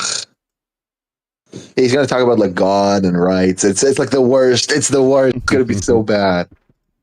But yeah. I wonder what Lance is gonna say. Lance is gonna talk about intuitions. He's so used to talking to academics. Yeah. Yeah. Lance has also been watching a lot of Andrew Wilson stuff. Is it Andrew Wilson gonna talk to Destiny or something? I don't know. I don't know. Yeah, I don't know. Yeah. Either way, I mean, Ryan will also. You know what's crazy? I feel like. By the way, I feel like I was gaslit during that debate or whatever because I only realized it when I was editing the video. Ryan on the panel initially said when I wasn't there, but I remember hearing him say this. That like, part of the reason I'm a moral realist is because like, I would never bite a bullet on something I wouldn't do in real life. Okay, I would never bite the bullet that if the Nazis won, they were right. Which like, first of all, obviously anti-realism does not imply that you have to believe that if the Nazis won, they would be right. Like that's right. Like obviously not. Right. But like, but also he kept appealing to like, I rely on like common sense morality and like these common sense things that like any 3-year-old or whatever understands. But I pressed him like later on like some reductio as to like his stuff or whatever, and there he just appeals to, well, actually I use intuitions to get derivable from God's natural order some objective rules of morality that imply that actually if you wanted to you can't abolish property rights even if it's going to make everyone a bajillion quadrillion 10 times happier. That's like, bro, he derives his opinions from God or whatever. I derive my opinions from deeper physics influencing my intuitions. So we're like, yeah, we are different in that respect. But I think mine has like higher priors. No, it's stupid. It's so dumb. He like cannot track a single thing ever. Mm-hmm. But yeah. Lance is great. I don't like the Lance hate. Although, yeah, stance independent reasons exist. It's so sad, Lance. I'm sorry. But yeah. I don't know. I wonder what Lance has to say on the Pascal style arguments for moral realism, where it's like, let's say it only has like a 10% chance of being true. Well, I guess he's gonna say you have reasons and 90%, but they're not like. Yeah. I guess. Never mind. What do you think about the Izod gap? You agree with me that it's retarded? Probably not. What's the argument for it being retarded? I just like, okay, so it's either trivial or like wrong. So if it like, do you think there's like a distinction between Can you derive what like facts about chairs from descriptive facts that don't have a chair predicate in them? Maybe yes, maybe no. You have to sort of definition of what chairs are. Is that begging the question? Is that like a bad thing to do? No. So why is it wrong with morals? Like that's I just never heard a satisfying explanation for that. I guess it would just be why is like I would maybe is a gap is like the wrong way of phrasing it or whatever, or not exactly what I want to get at. Like I think I'm pretty sure Parfit did this, whatever. I think probably moral facts kind of have to be like irreducibly normative. Like they can't like rely on. Yeah, I understand that like, they're not about like the physical world or something. Yeah. Right. Yeah, I understand that. But still, my point is about like deriving or inferring stuff from other facts, right? So let's say I give you a lot of facts, right? There's like a thing in my room. It has 4 legs. I sit on it. It's like made out of wood or whatever. And I give you more and more of these facts, and then you infer, oh, it's a chair. Well, you have to assert some definition of what a chair is. Is that a problem? Am I like a chair skeptic now? Is there the like, chairless, chairful gap? No, I don't think so. Yeah, or like, to the extent there is, it's just not a problem. Also, there are problems with like syllogisms about it. So, like for example, someone might say you cannot like derive more like normative propositions from like descriptive propositions, and then it's like it's kind of false, right? You know the problems with the syllogisms, right? It's like, for example, the sky is blue. That's a descriptive claim, right? Yep. So and the sky isn't blue. That's also a descriptive claim. Now, if I say the sky is blue or it's wrong to murder babies for fun, right? Stance independently, whatever. Or not stance independently, just like normative, whatever. Because it's an argument for error theory, not for like subjectivism. But yeah. So if I say that, is that a descriptive claim? Is that a normative claim? Which one is it? I mean, the disjunct. I think you'd be trying to make it a descriptive claim, it sounds like. Wait, what? The sky is blue or it's wrong to murder babies? I think most people, I think someone saying that typically would be trying to say it in a descriptive sense, at least. I don't know if I would. Well, either way. So there's a fork here. If it's a descriptive claim, if the disjunct is descriptive, and yeah, if the disjunct is descriptive, then so let's first go with it being normative, right? If it's normative, then I could just have the following syllogism: the sky's blue, therefore the sky's blue, or it's wrong to murder babies, and I just derived a normative claim from a descriptive claim. If it's descriptive, then I can have the following syllogism: it's either wrong, the sky is blue, or it's wrong to murder babies, which is a descriptive claim. The sky isn't blue, which is a descriptive claim. Therefore, it's wrong to murder babies, which is a normative claim. Right? Oh, so I just showed you 2 syllogisms with just descriptive claims in each scenario, and I derive a normative claim. And so someone might say, oh, you cannot have like basic or like atomic propositions that are descriptive. For one, there's a problem with defining that. But even then, like, what about like it's wrong to wrongfully murder babies? That's analytically true. That's not false, right? So I just don't. Well, what do you mean it's always false? What do you mean there's on gap? It's like I don't know. It's dumb. It's silly. I don't like it. But yeah, I just talked to this libertarian, 2 actually. One libertarian, he's an Israeli libertarian. He makes videos. It's so bad, bro. It's so bad. He has like videos on utilitarianism with like all the bad arguments. I mean, kudos to him. He makes all the arguments, but all the bad ones. It's like, yeah, dude, you'd have to like calculate forever, man. And you can never know the actual consequences fully, bro. True Knook. Yeah, bro. I tried to explain to him, like, do you think if someone says, I'm a CEO and I want to maximize profits, that means they need to sit in a room forever and calculate forever and they never know the actual impact of anything on profits forever and ever? No, they don't. So it's sad. It's very sad. I don't know. So that, but I talked to him about his video proving that his like weird libertarian ethics. He's like a libertarian in favor of a land value tax. All right. So he has like, he thinks these are the only possible ethics. I was like, surely you don't know what you're saying, right? Like, obviously, I can think of other possible ethics, right? And then he defines ethics as like a way to settle disputes between people. It's like, that's not what ethics means, bro. That's just not what it never meant that.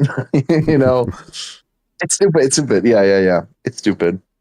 So, yeah, I'm just like, I guess I'm moral realism maxing again because talking to a lot of people makes me negatively polarized.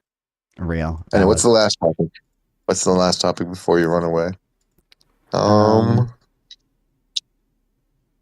not sure. I don't. You should talk to Quick Thoughts, but it would be entertaining. You're not a big Phil bro, right? Like it would be funny if you could get to talk to a continental philosopher and try to understand what the fuck they're saying. That'd be entertaining. Just find like a continentaloid and be like, yeah. So what does it mean that the subject is sublated within the Western subject? Like, I just don't. You like quite make it clear to me. I don't get it yet. And then it's gonna be like an hour-long conversation. And then they say, "Oh, that's just what I mean." It's like a one sentence long, like fully understandable description. And just like, why didn't you say that? You know, it's like so stupid. Yeah. So I'm just giving you content ideas. Okay. My crusade is against continental philosophy.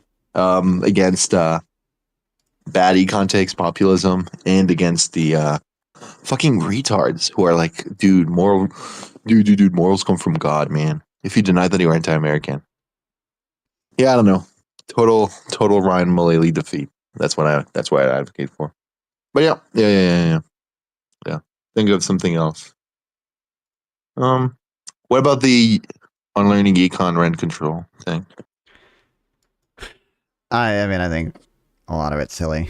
I talked to him about it. I sent him the King of the Coast tweet, and he was like, "I think I'm right." And I was like, "Are you sure?" And he was like, "No, I'm not sure, but my point stands." And I was like, "Okay." And then I asked him about the literature review, and he was like, "I didn't read it yet, but I'm recording."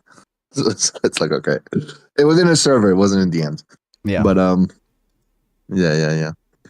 I will say in his server, and he did shut down that guy. Well, not shut. He just told him like stop being annoying. There's this communist or like whatever. What's his name? Anarkitty or something. And I guess he like developed a micro-founded thing that allows for planning. I tried looking at his paper. It seems trash, but I don't know. Like it looks like he assumes like positive growth in every sector. Either way, yeah, and he just like spams charts in the econ channel in Unlearning Econ's Discord. Just like spams charts, like no, but it's not charts about like actual data. It's like it's his oh, charts, dude, I like changed the parameters here, and it's like it's his charts from his model. It's like yeah, dude, I simulated the growth rates under my socialist planning model.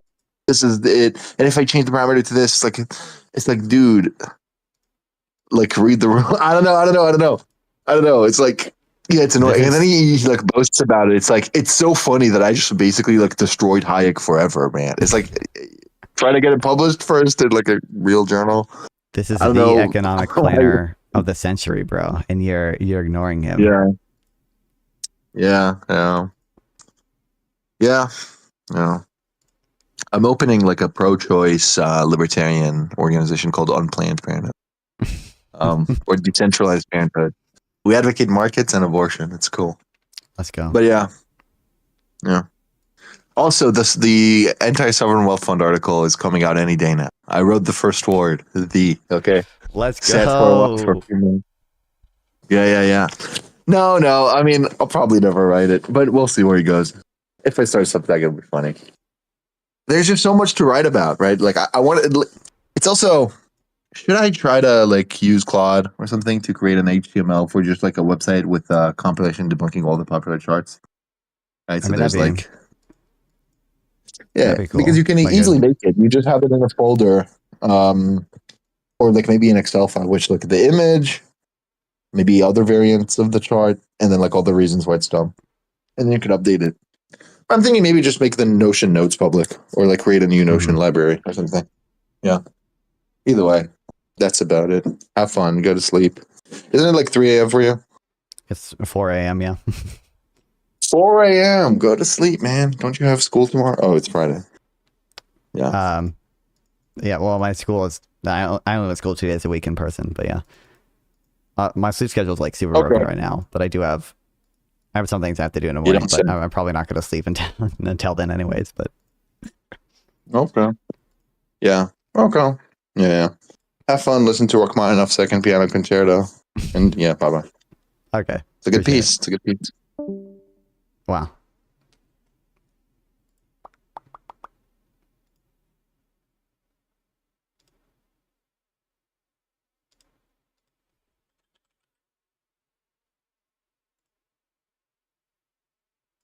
Gonna check one thing real quick, guys. Where is my goat? Turbo doesn't care about it. He's playing PUBG right now, dude. He's spending his time playing PUBG. While saying like the N-word and dressing up like Hitler and shit like that. What? You think he cares about it, dude? He doesn't care about it. Regardless of the other stuff, do you really... What? I wasn't familiar with that lore. Go destroy him? About what? I don't know what he's talking about right now. Up at us, but defense contractors don't as much because it's hard work. It's hard out there. Yeah. Self in any way without being dependent on their loved one. I don't think they're Talking about Turbo doing wild stuff. I'm just telling you. Well, I heard that part. I'm spending my time here on Kick, dude, talking to like 14, 15, 18 people, 20 people if I'm lucky, talking about what we should do. Because I have read up on history. I know that you don't need a lot of people to become Really? to actually get change. You just need the 18 kick shatters. Let's go. I'm losing the war. I don't have 18 kick shatters. This is so sad. Capitalism is gonna fail.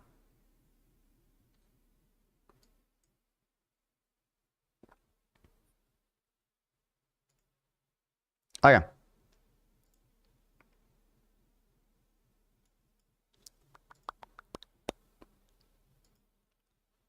Fun time, but I'm gonna go. I'm gonna work on. I have some school stuff I gotta do.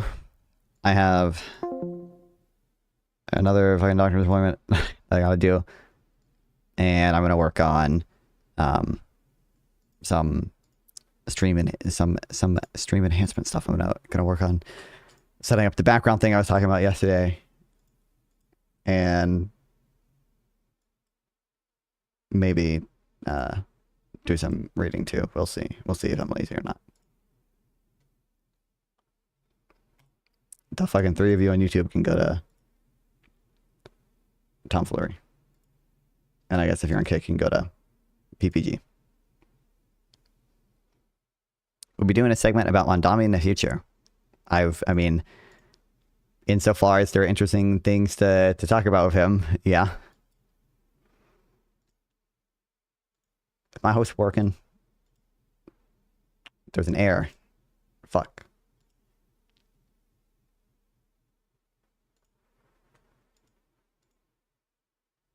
Whatever, regardless. Okay. I don't know if I'll zoom in tomorrow, but if not tomorrow, the day afterwards. So love you guys. Like, share, subscribe,